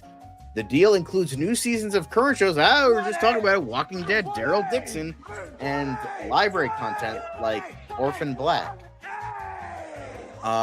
Interview with the Vampire. Very, very nice. They're just gonna have more of these shows on Netflix that AMC makes because all of their 5 subscribers that pay them to watch them on AMC Plus is not enough to justify their existence. So they give them to Netflix to get a few more bucks out of it. That's all. That's really what this is. Bring It On. click in the There was Netflix. already a Bring It On to. I'm pretty sure there's at least 4 of them. I think maybe there's 5. more than there's more than a few. Yeah. No, I'm curious. We're looking it up. We're looking this one up. We're looking up. I'm gonna fuck up my film my history for you people. So apparently, Bring It On again there and has again and been again. 4, 5, 6. There's 7 of them. With the last one coming out 3 years ago. Like, it's not special. Like, it's fine. Also, AMC had good shows. The operative word being "had" in that sentence. Moving on.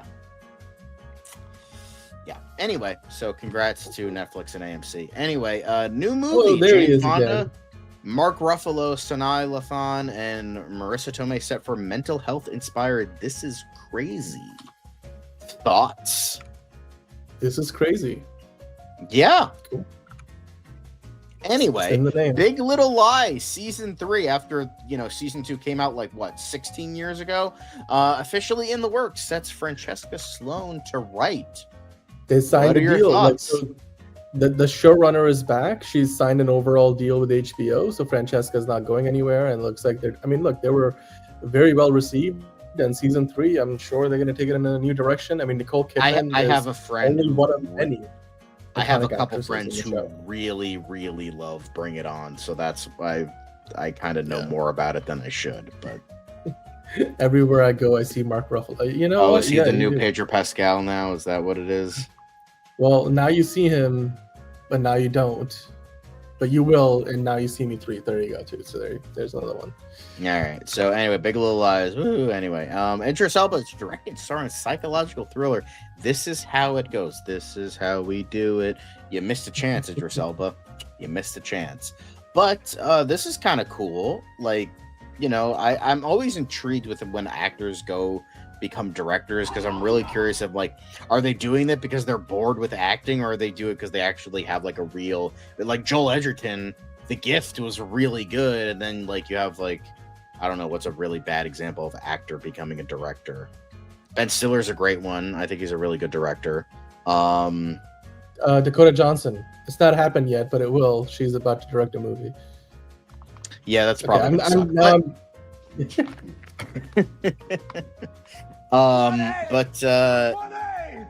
Idris Elba, to direct and star in the psychological thriller. I think that's pretty cool. It's exciting for him. Way to go, Idris Elba. I mean, you know what though? I don't care about anything from Idris Elba on Apple other than the second season of Hijack. That's what I want. Give it to me, Apple. Give me what I want. Like Batista once upon a time said, because he forgot his line on a promo on live on Monday Night Raw. Anyway. Okay. Cool.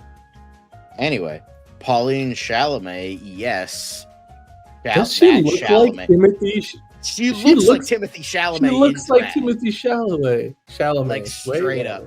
Yeah. Like anyway, literally, so, if you just crop from the forehead, and it's literally, yes, they're related. Like straight up. You want to know something? My sister looks so much like me that her old license essentially looked like me in drag, and so that was really funny. So sometimes you just have these siblings that look almost exactly alike. And yes, Pauline Chalamet is the sister of Timothy Chalamet. That's just, it looks like Timothy Chalamet in a wig with lipstick. Like, that's what it looks like. I mean, I'm sorry to her. She still looks like a beautiful woman, but sorry. Yes. But no, anyway, The Devil Wears Prada 2 apparently cast her in the movie. And apparently she thought she was getting pranked because why would they want me for Devil Wears Prada 2? That's a huge thing. And because you auditioned for it, I think did a good job, that's why. Don't Worry Darling was not Olivia Wilde's directorial debut. It was Booksmart with Nepo Baby, really Jonah good. Hill's sister. And that was really good. But yeah, thoughts on this? Dan, are you gonna go see Devil Wears Prada 2? I mean, I don't have to go see it. I can just walk into New York City and just, go Midtown and I'll see it there. It's happening, in front of our eyes. I mean, at least the paparazzi would like to. That's how they're watching the movies. We need a side by side. We need a side by side. She looks so much like Timothy Chalamet. It's insane. I bet you can just Google this and find out. M2G, just Google it. Timothy and Pauline Chalamet. Anyway, but I do. You know what? I do. Her. It's kind of funny, but next up, gross, Josh Gad. Apparently, they talked making Spaceballs 2 worthy of Rick Moranis' return to acting. But yeah, I think God knows you're not worthy of being in his presence, but I'm still nervous about Spaceballs 2. I mean, the last 6 Mel Brooks projects have not been good. So, I heard nothing but terrible things about History of the World Part 2. So, but I mean, if Rick Moranis is coming back, I'll probably give it a watch for that. But I don't have a ton of faith in this. But Dan, I don't know if you have thoughts on this, but I'm glad Spaceballs 2 got the original Dark Helmet back, but I don't know how great it will be, so we'll see. I don't know. Are you man. excited for Spaceballs 2? Balls in space are always fun to look at. So we'll add that to the quotes. But yeah, that's it for quick hits, guys. We'll turn off that fucking music. Anyway, thank you. But that's it for the quickest of the hits. But thanks for watching the news portion of the show. We're going to get into DCU Daily. We talk of Peacemaker and Man of Tomorrow and Clayface and Supergirl and all the things. But we got to make sure that we're blessed from the start. So James Gunn, why don't you say that we're blessed from the start and getting us into it? It's another project that's been blessed from the beginning. there's the shot right there. That Okay, we don't need to see chorus. right there. Hey, buddy. Eyes up here. Now you want to get nuts? Let's get nuts. Here we go. Victory mine.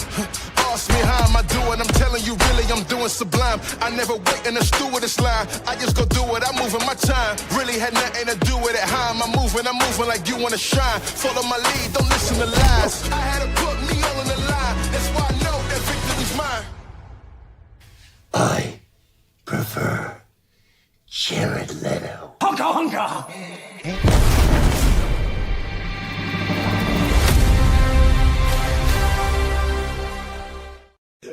But damn it, Dan. Hello, welcome to DCU Daily. I am the host. I am technically the host for today. So, John, very nice to see all of you. Anyway, DC News. Dan, hi. How you doing?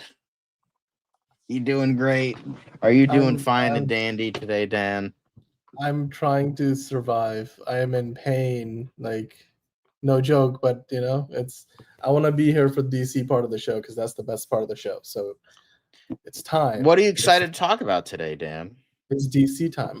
Well, I think for me, the most exciting thing today, because I am not caught up with Peacemaker, but I kind of know what goes on. So I'm interested in hearing about, what you thought about the quantum unfolding chamber situation. And then also, John, it was Harley Quinn's the character's birthday recently, and James Gunn has told us a little bit more about Man of Tomorrow, what it is, what it isn't, and when it is, and when it might not be. Plus, Clayface. I think the Clayface Easter eggs are really interesting. We could, at this point, we could do a tier list of just the Clayface set photo Easter eggs alone, because they're like seemingly packing in literally every character from the world of Batman before we even get Batman. So I'm like, at this point, you might as well just see the shadow of a Batman walking around in some back alley and be like, oh shit, he's actually going to be in the movie. I think a good way to end the movie, I don't know if they'll do this, but like I think it should end with like maybe a couple years later and like Clayface escapes once again, and then you just see the night sky and you just see the bat signal, and then the movie ends. It would give us a tease at the logo of Batman, but like they already did that with the Penguin. Well, but that's a different universe. But like fuck the Penguin. I want to see that in the Clayface. All right, I think that would be cool. Just saying. Anyway. Gunn is going to send Lex and Superman to fight the buyout. That's the comment of the day. He's gonna. That is so good. I love it. Thank you, Tony. He's gonna 1A David Ellison. Also, yes. Yes. Anyway. You need to 1A the Penguin. That's Well, I'm sure there will be lots of 1Aing the Penguin in Batman Part 2. But we're not here to talk about Batman Part 2 today, or the Becks, or any of that shit. We're going to be talking fucking Peacemaker. We're starting it off immediately because this is what you guys want to see. However, I will change the ticker. So spoiler warning, because we will be spoiling some. Well, I'm going to be spoiling. Dan will just happily listen. But I will be spoiling some parts of the episode. And let's just jump into it. Might as well just just have the no, I think Don't we do this one? Yeah. Oh, yeah, that like works. that one. Yeah.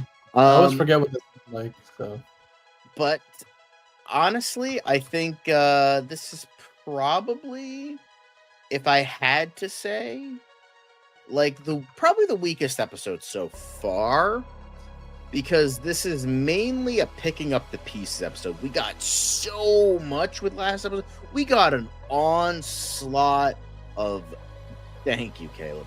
We got an onslaught of just so much stuff. We got the other universe. We got Amelia Harcourt. We got like a whole action, like fucking Die Hard action sequence. We got Keith in the armor. We got so much stuff.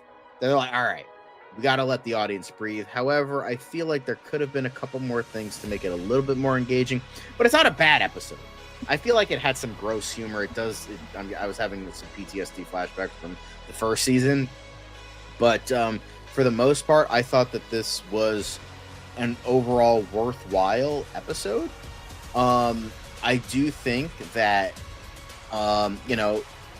mainly in this episode, we do have, again, we got some stuff with Amelia Harcourt and obviously Chris mainly, but we got some stuff with Adebayo, and we do see Adrian wait, is that again. a penguin? Oh shit! No. I think it's a parrot. That's a big parrot. Damn. Yeah, but we did get some more bird blindness this episode. We got a lot of Judo Master this episode, so it wasn't like empty or bad. It's just like, I think the other episodes were stronger. Like the last episode was so good. Like no matter what, you were gonna have like a little bit of a downturn. Exactly. Calm before the storm. You had to like get your bearings, get everything. But there were some still exciting bits. I mean, last episode was promising Argus's onslaught on Chris's home after, he activated the, portal again. So, and, you had John Economos looking after Chris because, Argus was heading over there. You had, Sasha Bordeaux, you had Tim Meadows, you had all of them going to Chris's house. They're like, we got to get this guy. And John Economos helped him out. And we got some insight on the quantum unfolding chamber. James Gunn obviously tweeted about the episode, but we got a little bit on, you could see the device in Chris's hand. We got a little bit on in quantum unfolding chamber. In the opening minutes of the episode, we see Keith, young Chris, and young Augie in like 30 years ago, before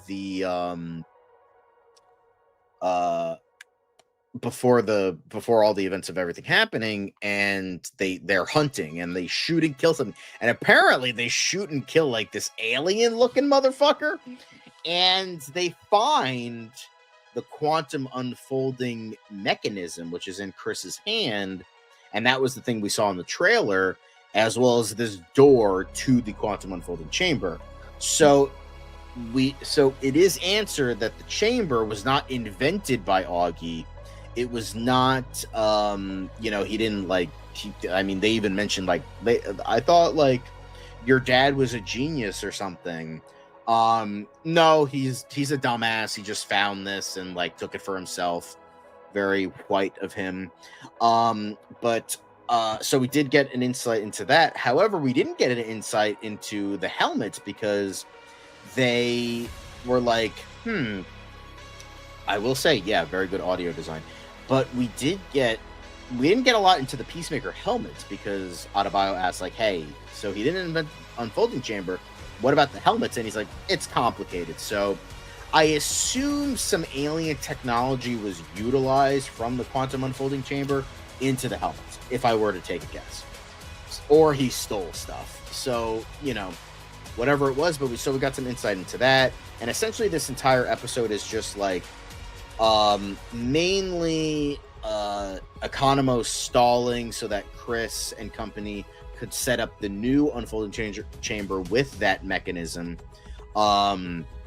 and make a new one so like they can get away properly. So Economos was helping out Chris a lot this episode. We also got more in terms of Red Saint Wild, Michael Rooker's character, who John Economos appropriately calls Captain Cultural Appropriation, because he calls Judo Master the C word, not see you next Tuesday, but the other C word I will not say because I don't want to be deemed a racist.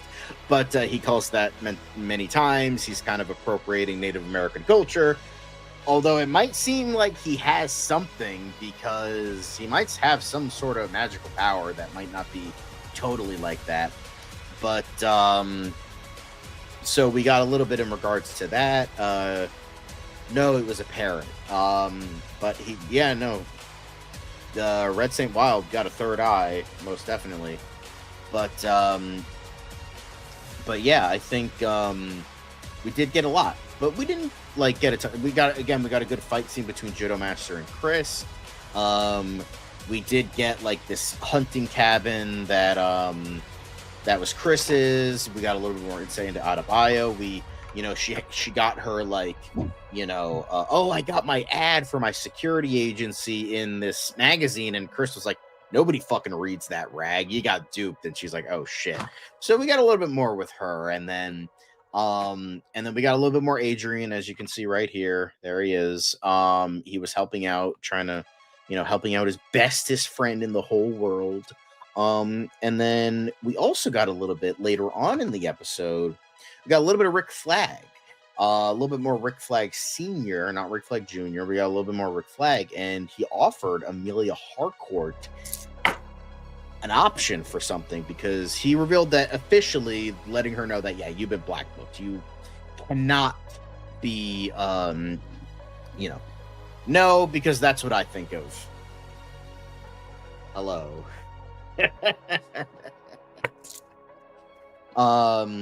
Yeah, the DCU Elmer Fudd. That's pretty funny, not gonna lie. But he offered Amelia Harcourt, like, hey, I will stop you from getting black booked, because Waller black booked her because she blamed her for her daughter outing Task Force X and Peacemaker's being the scapegoat. By like, my daughter couldn't do that. You had to swindle her, so she black booked Amelia Harcourt. Waller, she's a bitch. She doesn't make sense. Black booked. But that's neither here nor there. But Rick Flag is like, hey, I have an idea. Give me Peacemaker, and I will let you not be black booked anymore. So that's definitely, so a lot of stuff happened, and I was intrigued. Wasn't bad. It just like, this was definitely like a transitionary episode of like, into the big midpoint, because the episode ends with Amelia Harcourt being, they are going to meet at, by the way, Kupperberg Park. Love the little Easter egg there for Paul Kupperberg, famous comic book writer. With Chris and Amelia Harcourt are heading there, and so she's there, he's heading there. And now we're just kind of waiting to see what the fuck is going to happen. Now, what my theory was that Argus was going to capture Chris at his house, and that's what's going to lead to the fight scene between Rick Flag Sr. and Peacemaker. But now it seems like he's going to be attacked at the park, and that's when he's going to get arrested. But of course, he's probably going to get away and go back to the perfect world, find out that it's run by Nazis. I'm still holding on to that theory. Realize it's not good. And there's a good scene between Adebayo and Chris, like, hey, the stuff you carry with you, it's not going to be like perfected by a grass is greener world. You got to like live with it and deal with the problems and just make sure that you get better in the world you're supposed to have. And he's like, well, maybe I'm supposed to have the better world. Maybe we were switched and I was supposed to have this great world and never did. So it brings up a lot of character stuff. I will say the biggest fault is like, it's again not as good as the previous episode, but it makes sense. I'm not shitting on it. But I will say there is some more like gross, stupid humor. Like Economos stalling was kind of dumb. Like the way he did it was stupid. Red Saint Wild eating eagle poop. Like this is the gross out stuff I didn't like. in season 1. You know, yeah, no, I think the perfect world is real. I think it's all real. I just think it's run by Nazis. I mean, remember, you don't see a person of color in that world, you know? But yeah, so we got a little bit, I mean, I definitely got Evil Dead vibes from this house.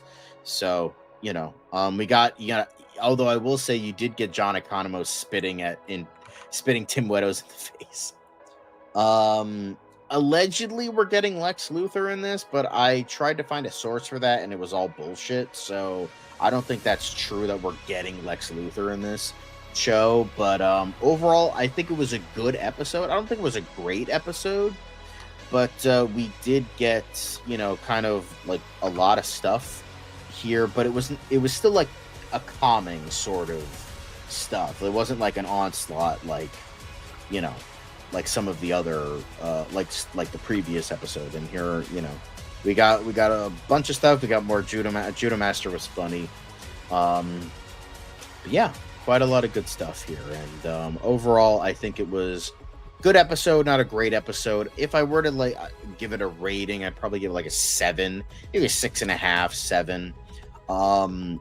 Still good, but you know, and I like how I forgot the post-credit scene. So thanks for warning me, because I didn't watch the post-credit scene.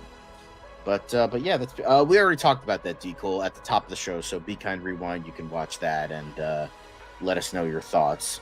Luthor is rumored, but only because Gunn said this is a prequel to the next movie. That is true. We don't know if that's going to happen. Yeah, this could be like an a major Economos season of like he'll finally grow a backbone and tell Argus to go fuck themselves. Yeah, I mean, he spit in fucking Tim Meadows' face. I always forget his name. I just call him Tim Meadows. But yeah, I think good episode. This was a good episode. We could turn that music off. We can get rid of the spoiler warning. But yeah, so those are my thoughts on Peacemaker. Let me know. We didn't get any titties this episode. No titties. But yeah, still an overall good episode. And, you know, as I said, James Gunn did talk about, you know, the origin of the quantum unfolding chamber. Whoopsie daisies. But yeah, Ginger cool. Good old GC. I will say, like, I'm like in it. I think the weekly thing is like helping my, like, building up my, because I binged the last season. I'm like, okay, this isn't special. I just binged it all. But now I'm, you know, I'm like I think the weekly buildup is really getting to me. And yeah. Hey, by the way, Cupid doll. We did get Cupid doll in this. We did get a bunch of him. So, you know, D. Cole, we did talk about the Paramount Skydance potentially buying out Warner Brothers at the very top of the show for like 45 minutes. So, but yeah, I mean, Be Kind of Rewind, but you know, I'm sure we'll get to more of that soon. Yeah, nice. John, how would you rate the episode? I said I give it like a 6.5, 7, like 6.5, 7. It's good there. Nice, cool. But we do have some other stuff to talk about in regards to DC things. Well, James Gunn ain't done talking. He's never done talking. He will never shut up, to the chagrin of many. Even though I like the guy in his movies, he needs to fucking shut up every once in a while. But he was talking about Supergirl, and he says that Millie Alcock is the best bit of casting I've ever done. Damn. Okay. I'm getting to the point where I don't believe him anymore, because I feel like he definitely knows how the world, the entire internet hangs on to every word that he says. So I think he's started to just now get to a point where, look, it could be true, it could be, but again, he's just expressing his opinion. So, you know, like people, one of you guys said, like, oh yeah, he said the Flash was really good. I mean, the Flash was good. It was certainly not. It was not good, but you know, I think he was just like ahead at the time, and he's like, let's try to sell this movie. It gets to a point where, you know, like, what would they call it? Like, you know, a kid yells lion. Boy Who Cried Wolf. There you go. The Boy Who Cried Wolf. Like, I was getting to that point where I'm like, okay, James Gunn, it's your next favorite thing. It's the best thing you've ever done until the next best thing you've ever done. So good luck to you. We'll, judge it for ourselves. So, but Right. but that's not to say that it's not true. Like, Millie Alcock is a fantastic actress. She's incredibly From what talented. little I've seen of her, I think she's gonna be a good Yeah, Supergirl. I'm still cautious about the movie, but so we'll see. We'll see. But yeah, it's just like I mean, James he was in Gunn, the just like Howard Stern show talking about this, and this is yeah, one of the it many was things he specifically the mentioned. Howard Stern show. Yep. I mean, the big thing here is, of course, they're in post production now. So that's Yeah, they like specifically again said we're another editing it right now. yeah. You know, Like and James he is calls hovering it over the stunning editor. performance, greatest thing ever, greatest thing since sliced bread, da da da da da, all that Like I do shit. wonder though if James Gunn is like hovering over the editor and saying, Craig, you need to go home. I got this. Like, lock out the director from the edit. Oh wait, somebody else already did that, Warner Brothers. Again, I'm totally not implying that James Gunn is like the old Warner Brothers regime, but it will be interesting because this will be the first, potentially second project in the DCU that's not written and directed by James Gunn. So how much Written of his and or influence? directed by James Gunn, yeah. Yes. So how much Because of he his wrote, influence? I mean, he didn't direct Creature Commandos. He wrote Creature Right. Commandos. But he said he was practically there, like as much as he possibly. Because I'm wondering, like, how hands off can he be? Are we just gonna see a movie that looks like it's another James Gunn project? Yeah, Because like these promise Guardians that we're gonna 3 get all was these the different best thing he's ever tones. done, like how Guardians 2 was the best thing he's ever Yeah, done. It's, exactly. yeah, it's good So casting from what I've seen of her. So, I yeah. haven't seen a lot from her, but the bits I've seen, she seems like a good actress, and I'm sure she's a great Mhm. pick. It's just like James, put your dick back in your pants. Like, goddamn, just like let your wife give you a handy so you could calm down a bit. Holy shit. Jesus Christ. Calm down, bro. It's not that serious. Like I mean, he did I like the he did guy. say Like she I don't was want to become a perfect for the hater. role. I don't want to No, become a I'm just saying, hater. So, you're onto something. He did say she was the perfect fit for the role after watching House of the Dragon. So I'm just you know, true. we're not trying to connect dots here, but maybe we are. I don't know. But, speaking of Supergirl, let's talk about her dog for a sec. But they were talking about Framestore, who's, very Also, uh Corridor Digital does these amazing yeah, VFX they did artist they reacts do they videos, did this stuff for like and Creator. They've done stuff with yeah, the guy from I Mythbusters love. who Adam Savage. I love. Adam I've been Savage, yeah. watching VFX artist reacts from like episode 1 all the way to now. I think there are like 200 episodes in or something like that, and they just covered Superman recently. And to Framestore, the company that was a big part of making crypto and the Mhm. CG crypto, basically were like, hey, thanks for the shout out. And and a lot of these in a lot of these episodes with Corridor Digital, like the VFX artists react, they end up getting stuff from this. Sometimes you have actual VFX artists and companies pop in on and sit on the couch, the famous couch, and talk about the all the work. And then Framestores released a lot of this footage. We have seen a lot of this stuff before, Mhm. so it's out there for us to observe. And then these guys are VFX artists themselves, so they can really speak to the level of difficulty that some of these things, like some of these elements of making a CGI character. And like we were talking about the other day, there was a different company. Remember they were showing us the compositing work that they did in Superman.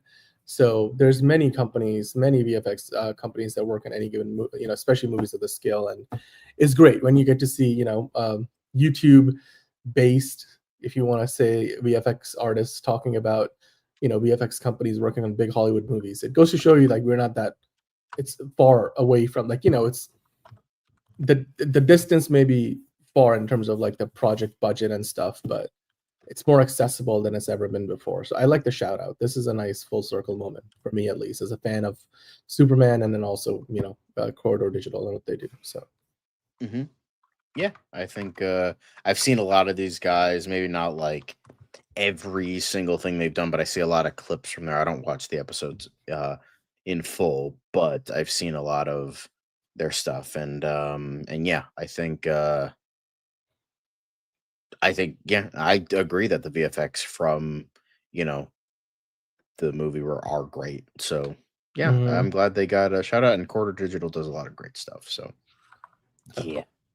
But that's not the only thing we have. But going back to Peacemaker, we're not gonna put the banner up, but I actually did know this because I was looking up Peacemaker for something, and I found the Wikipedia, and I was reading about it, and apparently that James Gunn's first choice for Peacemaker was not John Cena. It was actually Dave Bautista he wanted for Peacemaker. So this is like an interesting, like as I said, I already knew this, and I think that was I mean, he mentioned this before, he's mentioning it again. It was supposed to be Dave Bautista. He's a good friend. He played Drax, and he wrote the character of Peacemaker for him, offered him the role, but he was offered 2 movies, and we weren't paying him a lot, so he went to go where the money is, which is like a little bit of a backhanded compliment, but like, hey, like, I'm sure you're respected. Like, hey, it's go with the bigger movie, go with the ones making more money. Because I mean, I'm sure it was like, that was a leading role, and this was like an ensemble, so he wasn't going to get paid as much. And this was like towards the end of the DCEU anyway. So I'll do you one better. Why Peacemaker? But he did say he's always been a fan of Cena's, and Batista was talking about how he, was still interested in working with James Gunn, and how he wanted to join the DC universe as Bane, but now he's a little bit too old. He got rid of all his muscles, so we'll see how. Well, he can put on the he can put on the muscle, and I'm pretty sure he would do it for James Gunn. But I think he just wants to, try to get roles based on his ability than his body. So, I will say though, I don't even think Elite Eric realized that he made a pun. He's like, Cena killed it. I can't see anyone else. I'm glad it worked out this way. I see what you did there. I can't see that. He's trying to be sneaky. Right. His muscles got rid of him. That's not what happened. Okay. That's one way of. But I will say I can kind of see that. Like, I can see Dave Bautista. Here's the thing. Not the character that John Cena eventually played. I can see Dave Bautista in more of like a properly adapted character. That's actually properly funny. Adapted comic book character. Because in the comics, like, Christopher Smith is like more serious. He's a serious character. He doesn't really have he wasn't really jokey. He's like the Peacemaker in the DCU versus the comics is like 2 incredibly different characters. So, I think he's older than we realize. You're right. I think we would have gotten to a very different version of Peacemaker, and maybe it wouldn't have gone to the point where it became a TV show. So because I think like it would have been more like, not saying that he can't do comedy, but it would have been more of like what honestly I would have preferred to see. Obviously, what we got in Peacemaker now, he's grown so much. What they did with him, I've come to appreciate him, but I would have loved to seen more where he was like more of like the straight man, where he was just like everyone around him was like over the top funny, but like he was like more straight laced, and like the idea of like him savoring peace so much he has to kill men, women, and children to get it. Like, I feel like, and then delivering that more like not in a Cena type of way, I think would have been funnier. Like, him being so serious about it would have been funny, because I think John Cena originally wanted to play the character like Arlie Ermy from Full Metal Jacket, where it was like super stone cold serious, but stone cold, very serious. And then it wasn't until James Gunn's like, no, play it like douchey Captain America. And so that's what we got. Now, I'm not saying it's, bad or anything. I just would have preferred more of that straight lace. And I think Dave Bautista would have done that very well. But what we got with John Cena, I've come to appreciate him. I didn't really like him in the Suicide Squad. I didn't really like him either in his first season, but now I'm starting to really come back to it and really appreciate. But yeah, he cherishes peace with all his heart, most definitely. But yeah, I think why Caleb? What? It's anyway. It's a Stone Cold reference. Like what? Anyway. You said it. You said his name. So. No, I know. I said, that was the point. Like, John Cena, what? Stone Cold. I'm so What? funny. But I don't know that. I don't know specific wrestling references. Sorry. But I yeah, had that sound effect too. I don't know where that went. Anyway. But what are your thoughts on this, Dan? Do you What? Anyway, I was like, I had it. I'm not surprised. I do get you, Tony, and you get me. But look, I'm not surprised.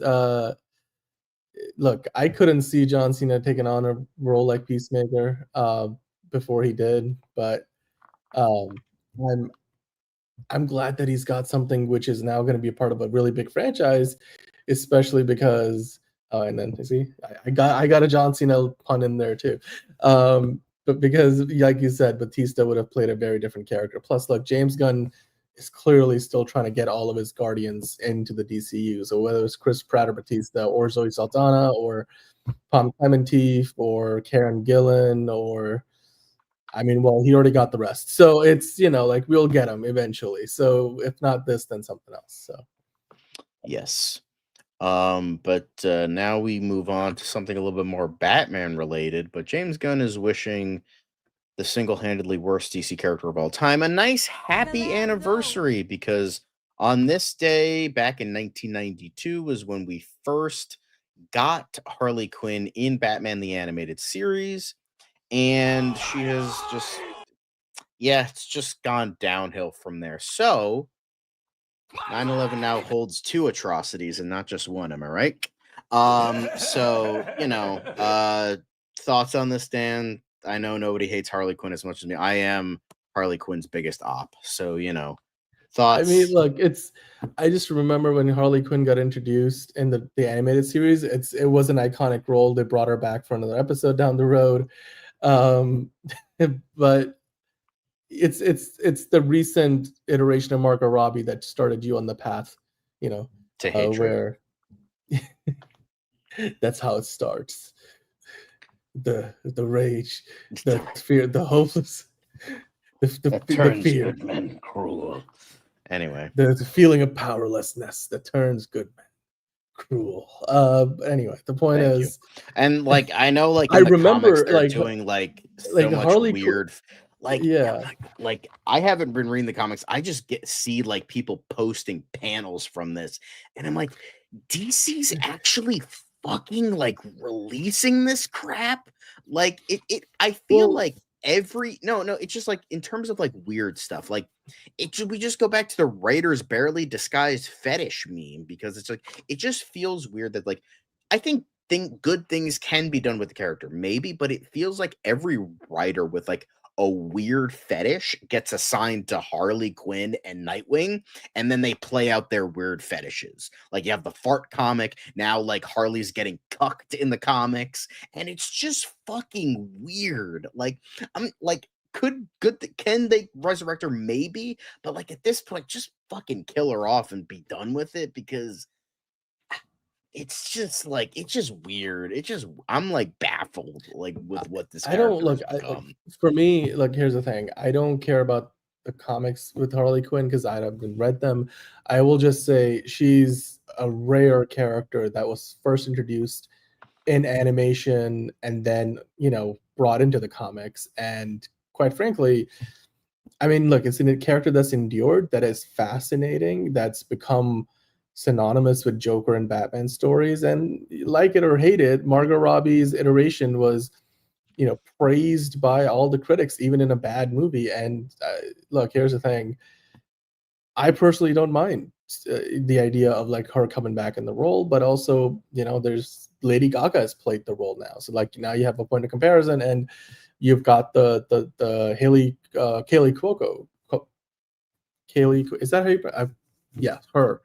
And the voicing the character. So the Harley Quinn, character has, despite, not everybody liking the character necessarily, I think it's one of the most popular ones they've got at DC, at Warner Brothers. So, go on and keep on doing you, Harley. And this is the anniversary of the character's introduction in the animated show, not anything else. So, I mean, as a fan of Batman the Animated Series, I think Harley Quinn is one of the more endearing parts of that show that lives on to this day. So, yeah.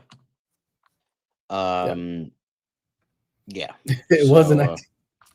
it was an idea. I don't think it was the worst idea ever. I mean, I liked her more than Margot Robbie, but like that's not saying. But it's just like I'm just looking at like the logistics of it all. Like, look at every movie featuring Harley Quinn, like a live action movie. You had Joker Folie à Deux, you had The Suicide Squad, and you had Suicide Squad and Birds of Prey. All of those movies were a commercial and or box office failure. Like, I don't think Harley Quinn sells as much as DC thinks she does. Did you mean box office or critic failure? Because the first Suicide Squad was a success. The first Suicide Squad was a box office success, but it was a critical failure. Birds of Prey was both. It was box office failure. Was it? Like, hold on, we've got a graphic for by. this. Like, it was technically a failure. So, you know, Where it is like it? No, it like actually really fucking scraped any money. It was, but it was not. But here's the thing: it was also critically not, you know, well done. It was like it got really poor reviews. So you have that, and then you had The Suicide Squad, which was a critical darling, but it was a box office bomb, mainly because of COVID. But then you had Folie à Deux, which was critical and box office failure. So, you know, either or, it's usually a critical and or box office failure. Like, I don't think Harley Quinn sells as much as DC thinks she does. And so, and on top of the fact, every comic like they've ever had with that character, whenever like Harley Quinn has like a self-titled comic, it never cracks like the top 100 best-selling comics of that month or year or whatever. So it's just like, you know, it's just, you know, I just don't think she sells as much as people think she does. I think she's like liked by this weird like niche part of the fandom, and if they like it, great. Then, but like, I just don't think in terms of sellability, she's not as big as people think she is. So that's just.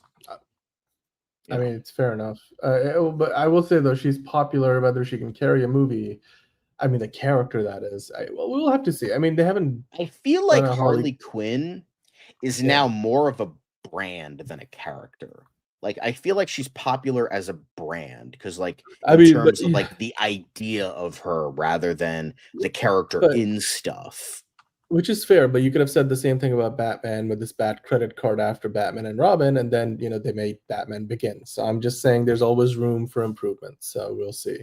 Or like a room, you know, there's possibility of a turnaround. So I'm just saying it's the Harley Quinn as a character itself, I don't think is a problem. It's maybe the, you know, the portrayals that you're more talking about, because everybody agrees that the Harley Quinn character in the animated series was great, and there's a lot of good stories they can actually adapt, like Mad Love, like they were talking about in the chat. So, yeah.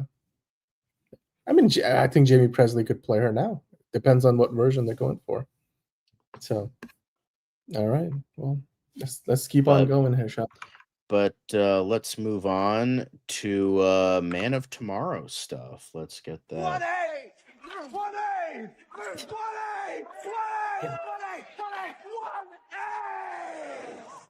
But yeah, as we mentioned before, James Gunn was on the Howard Stern show because that's where he mentioned Supergirl, and here he. Oh, that was Howard Stern. Never mind. Sorry. Go ahead. Well, I mean, I'd scream if I was on Howard Stern too. It was gross. But he did specifically say here that James Gunn, coming from the man himself, that this is, you know, it's going to be a team up movie between Lex Luthor and Superman facing a much bigger threat. Now, we don't know who that threat is because, you know, that would be revealing stuff, but I think it's pretty obvious that it's going to be Brainiac, because if it's like, oh, we're teaming up against Metallo, it's like, okay, like, really? I mean, hasn't he already beaten Metallo? Like, Superman already beat him in the past? That was just the first villain that came into my mind. Yeah, so God, I just love his face. It's just I love it so much. His face is perfect. But yeah, they go on and they kind of go on and talk about it. Howard Stark being a dickhead like always. But yeah, I think this I like Is the he the Joe confirmation that we Rogan got. of Sirius XM? I'm just kidding. That's actually not an accurate comparison. But yeah, I don't know what your thoughts like, because I know we were kind of talking about like what is it gonna be them teaming up? Is it gonna be a Lex Luthor movie? But we got that confirmation. Does this make you happy, or are you still kind of reserved on like if this will be good or not? Oh, I am so he said, James Gunn said that basically confirming that they're going to team up against a bigger threat, right? That's now officially from the word, I mean from the man himself. He was like, "Do you hear the words coming out of my mouth? It's Lex Luthor and Superman teaming up against a bigger threat," which is something we expected, but now it's confirmed. What that threat is, I mean, you guys your guess is as good as mine. I think Brainiac is potentially good, but I also think Brainiac is a character we haven't truly seen in a live action Superman movie. So I do wonder if they want to save that for a Justice League film, because you could really build him up to be that level of a villain. So maybe they go in a different direction. I mean, you could do Zod, you could do any of the other Kryptonian villains. I don't think they would go Doomsday, The worst but you villain could do you could Doomsday. choose. Teaming up against bananas in pajamas and other evil space kaiju. Honestly, I mean, you know what? I'm just shocked you made a underrated bananas in pajamas reference, because like I didn't think anybody knew what that was. No one understands the words coming out of your mouth. I know. I was trying to get the words out of my mouth. Anyway, I think you could also potentially underrate it, but it's right there. Lobo. You tease Lobo and Supergirl, you set it up, and then it's all part of the same Super Family saga. You get to, but he's not a straight up villain, though. That's the thing. Well, I mean, but like The Rock, you start him out as the bad guy, and then eventually kind of like a bounty hunter. He's not really evil. No, John, but like in Fast Five, he's technically a cop, but The Rock was the bad guy. But then eventually, by the time you get to like Furious 7, he's family. Your brother never told you never threaten a man's family?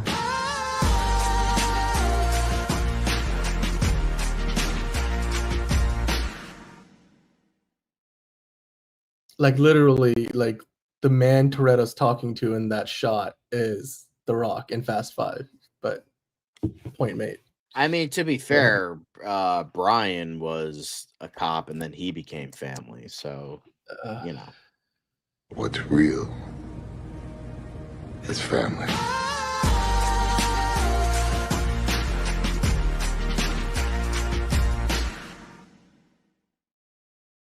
And in that shot, he's literally talking to Brian on the plane. I think it was Furious 7, I think, anyway. Let's keep on going. I think we know this is gonna be something. Yeah, I mean, Brainiac. Everybody wants Brainiac, but will we get Brainiac? We don't know. We'll have to wait. We'll see. Out. But JB, nice to see you again. But yeah, I think, and this one specifically says that they're eyeing for an April 2026 start. That seems the case, and let's hope that we'll see if they get bought out by then. By Skydance. So it would be funny if it was Zod, but like for the lulz, like let's do Zod again. But you could kill off Zod quickly in a movie and not worry about like, oh, you wasted him because you've seen him like 5 times. I'm just saying, like, that's a good argument for potentially, one and done. Bring him in, kill him off, build up to Brainiac kind of thing. Maybe. But Brainiac would also make sense if you're starting to build up Brainiac, like Supergirl encounters him in her movie. So, yeah. I think, but this was like, this goes into specifics, like it's, April 2026 is the aim for it. And that seems about right, because then it would be July 2027 few less months. But because Superman started in March and that was ended in July. And then the next July it had a year for VFX work. So we'll see. April, if we're going by that 5 months, would be about September. So they would have less time for VFX, but maybe they have less stuff to shoot. Maybe it's more like green screen CGI stuff and it's going to be shot on the studio rather than the real life stuff that was in like Cleveland and Cincinnati in here, going to Cincinnati. But we'll see. I do hope. He's just like trust. It's so That much would be worse. I'm funny. sorry. That would be Those funny. movies did not age well. I so prefer Michael Shannon's Zod. But you're right. Come It's a on, great. Terrence Stamp. May he No. rest in peace. He still did an awesome job. Yeah, but sure for Nobody. his Okay, time maybe, but Michael Shannon might scream, but like nobody screams like Terrence Stamp Zod. Like I will find him. No, yeah, no. before Zod. That's I don't. nobody. It yells was. like It's Terrence cheesy. It's cheesy. Here's the thing, though. You make a good point about the timeline because if they're starting to film in April of 2026, that means they're gonna get that movie out before Matt Reeves gets his movie out, which means James Gunn is kicking into Operation Overdrive. But it's just it's a lot funny less how time. like James So Gunn was like hired in 2023. This man yeah, wrote a Superman movie, filmed it, edited it, released it, wrote another one, would film it, edit it, and release it before Matt Reeves did a fucking sequel to the Batman. I mean, but also James Gunn did mention that he. I mean, look, and you can infer it too. They probably have been like James Gunn probably he said as much that he knew where they were going with the story. Well, Like that's when what they were Matt working Reeves on said, and look what Superman. happened with that. So, So, but I mean, James Gunn, isn't slow. So I feel like he knew, and not only that, he probably already had the actors and everybody locked down. Like he was probably telling them, "Oh, in the next movie, do it this way now, because then in the next movie, it leads you to do that." So I'm like, we were all led to believe that Superman was like, "Let's wait and see how it does." Clearly, James Gunn had already pretty much, made his mind up about what he was going to do next. So I think this movie has been a lot longer in the making than we realize, and also it goes to show you like he's probably done a bit of pre-production stuff too. Like you can certainly bring back a lot of the it might sets be to go for finished Superman. if Warner Brothers gets bought So out by Skydance. So who knows? yeah, that's true. Well, I mean, I'm sure they would release it. Fair It could enough. make a lot of money. So, but I just think this is potentially a concern because James Gunn has said like he. I mean, look, you will go off his record, and he's probably gonna get it right. But he was specifically talking about how like he wants to give each movie that he does like a good amount of time for the VFX artist to get everything right. So unless this movie is a lot of sitting around the couch and talking, like a lot of navel gazing, I don't know if they have enough time to turn it around. Because if they film it till like fall of 2026, then they have like 5-6 months to get it all the way through post-production and in theater. I don't know. That's a little tight, but we'll see. James Gunn has, got the resources. The man practically runs a studio, so I mean, he does. He does. Yeah. I was being. But that's anyway. Obviously. Yeah. But that's the Man of Tomorrow side of things. Now we're gonna move on to the last bit, which is actually let me get the thing. It's Clayface stuff. So we're gonna get the last 4 stories for Clayface. The Becks. We did apparently maybe get a tease towards the Penguin. Ouch, damn. Well, it is a face only a mother can love. Ironic.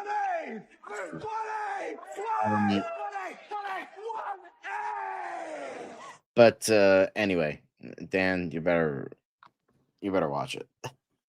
but yeah, I think so we got a little tidbit here in regards to apparently behind the scenes little on the set dressing. We've got so much stuff in the set dressing.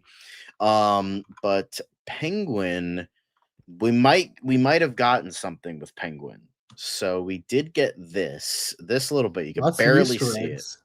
it. We got Amusement Mile, which is a known thing in Gotham City.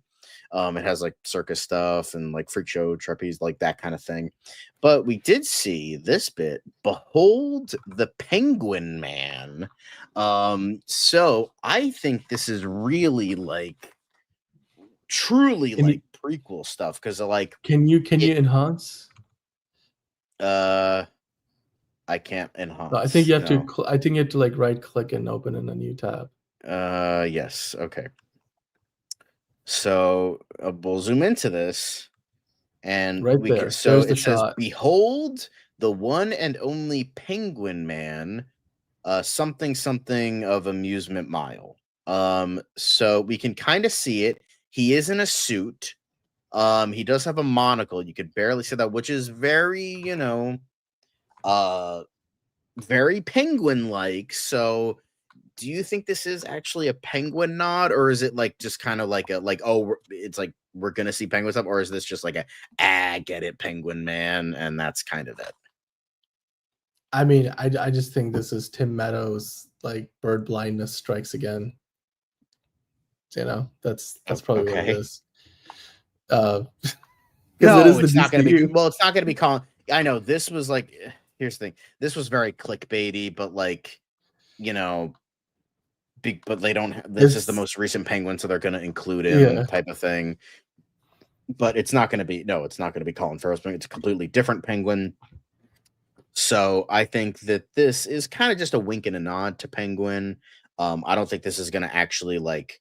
Oh, it's 100% going to be like the like this is this is like a proper like foreshadowing for the Penguin, because it's just like it just doesn't make a ton of sense to me that if this is a Clayface movie, whether it's a prequel or not, look at the cars. Those are very recent modern cars.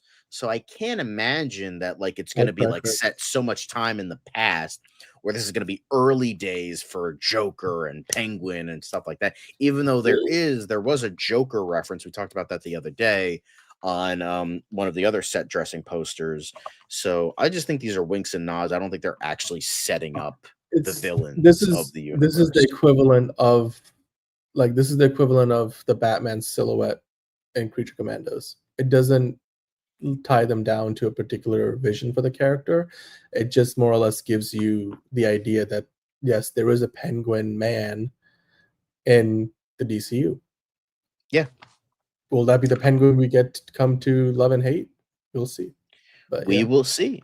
But speaking of Joker, we did get a reference to Ace Chemicals in another Easter egg, but we also got it here. So apparently this might be the building where Ace Chemicals is. It's definitely giving off that vibe. There was definitely a sign that said Ace that they had pointed to it. I know Ace Chemicals was referenced on that Gotham City like map that we had. So Ace Chemicals is 100% in this Gotham, obviously. So do you think this is proper Ace Chemicals, or do you think it's just a random building? It could very much be it. I just feel like they could also just do a lot of stuff in post if they, because to make it look the like way they would want it to look in the movie. It's easy to do some set extensions. I mean, it's too early to tell. It's too early to tell. If it is Ace Chemicals, then it's a significant part of Gotham. Again, goes to show you that they're not shying away from the comic origins of Gotham City. So, yeah, but it's nice that we got possibly a full-fledged look. The world building is great. Like I'm loving this. I'm loving this vibe. That's what they're pointing to. They're saying it's DCU because It was like at first it was an Elseworld story, then it was going to be part of the Becks, and then Matt Reeves was like, "No, this is too supernatural for my world, so we're making it part of the DCU." So yeah, this could be a random building, but they did reference that yeah, we are going to get there is an Ace Chemicals that exists in Gotham City, so we did already, get that. But more and more set photos. Uh, so apparently there's another nod to Hush this time. So we got Joker, Oh, Penguin, now he's stealing Matt Reeves' ideas. Zatanna, Back to the drawing and board we go. Hush. But apparently this has been incredibly like realistic level of detail. We got in terms of this, so Roger Elliott is the father of Thomas Elliott, who is Hush. So, contemporary Gothamites and figures of history, like a wax museum type of thing. So, yeah, so that's giving us a bit of Hush. So we might be getting Hush in their future. How could they steal from Matt Reeves? He created he created Hush. But yeah, I think that's kind of cool. I love how it has like two very real, very different people, and then just like a Roger Elliott, just like boom, just like a fake character. It's So I just think that's it's kind just of in the funny. middle. Yeah, I just think that's cool. I'm loving this world building. I don't know if I'm the only one there, but I'm really No, really digging it's it. true. I like it. I mean, a lot of movies of this scale do it. Not Look, sure. it's hopefully it doesn't turn into, a lot of these Easter eggs don't turn into, oh, Tobey Maguire's Spider-Man on the wall in Morbius trailer. Never mentioned Spider-Man. That shot was not in the movie. Like, it's like, I hope it's not that. But again, a lot of these things will probably have very small roles. They'll be in the background. We may or may not even see them or be able to read them. In the case of this sign, it's sort of, I guess a better analogy would be like you saw a lot of Easter eggs on the sets of like the Batman when they were filming it, like that, or even Superman. Some of those we see in the movie, some of those we didn't. Like it's just stuff like that. So yeah, which I'm okay with. Like it just shows you the quality of talent they have in the production design department. It is Morbin time. It is 100% Morbin time. So by the way, that new Batman #1 looks nice. So good point, JJ. Yes. But the last thing we have is actually we know Caleb was just being making facetious. Yeah. But the last thing we did get a bit for the Flying Graysons. So to be fair, the poster looks kind of old, so we don't know if like the Flying Graysons are still a thing or this is just an old poster from when they were a thing. But it could, they've said we're going to get a full-fledged Bat family in Brave and the Bold, but we don't know when this takes place. I assume it's going to take place at least a couple years before Brave and the Bold. We don't know if it's going to be 100% like hugely, but I mean the cars look modern, so I don't know. We'll have to just wait and see. But does this make you excited to see Dick Grayson in the DCU, Dan?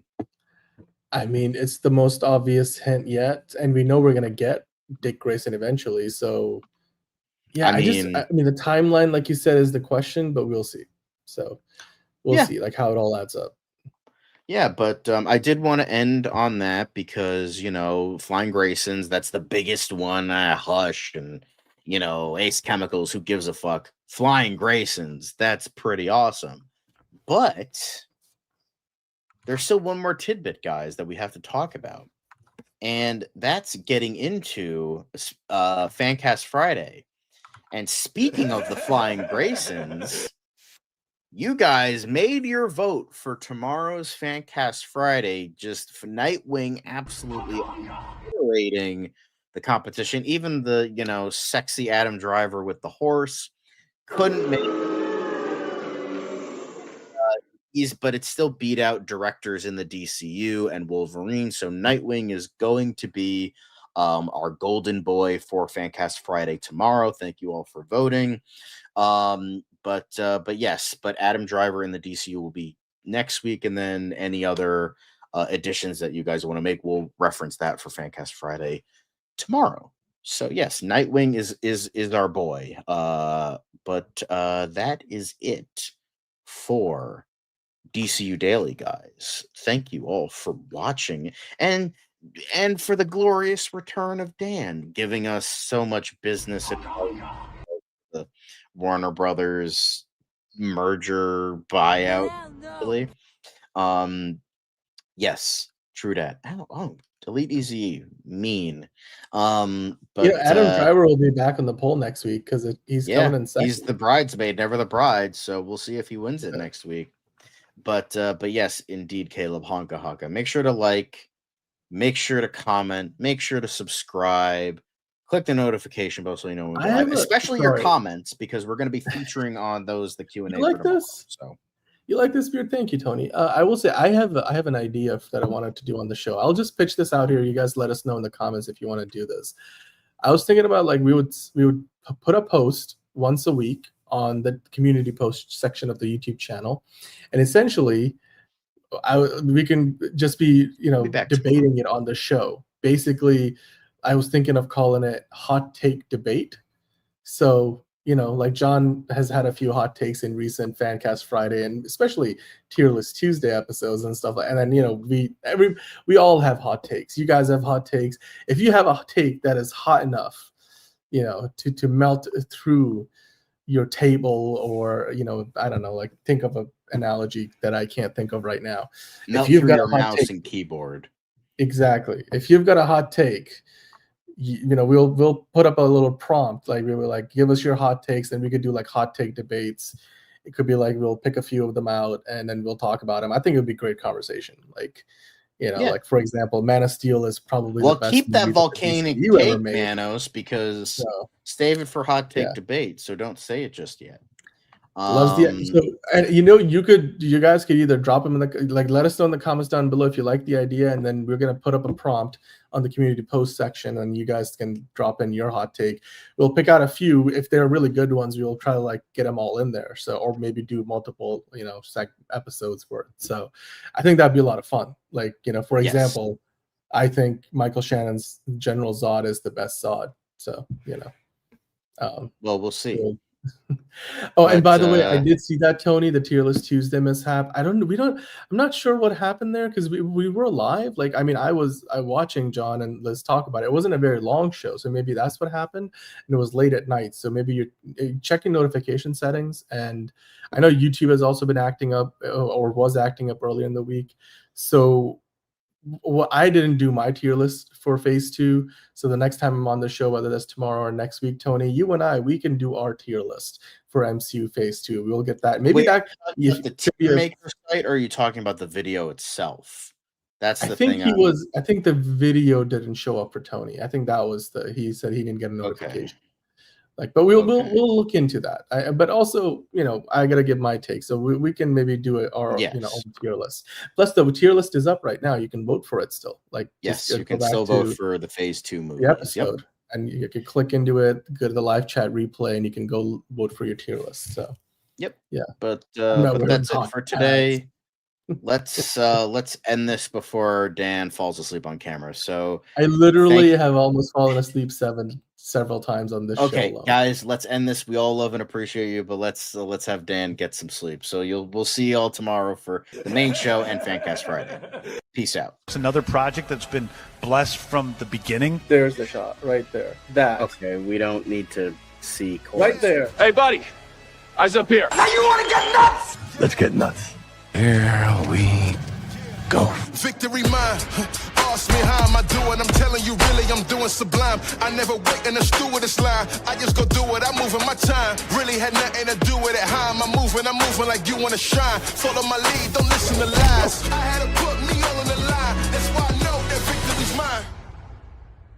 I prefer Jared Leto. Hunka hunka.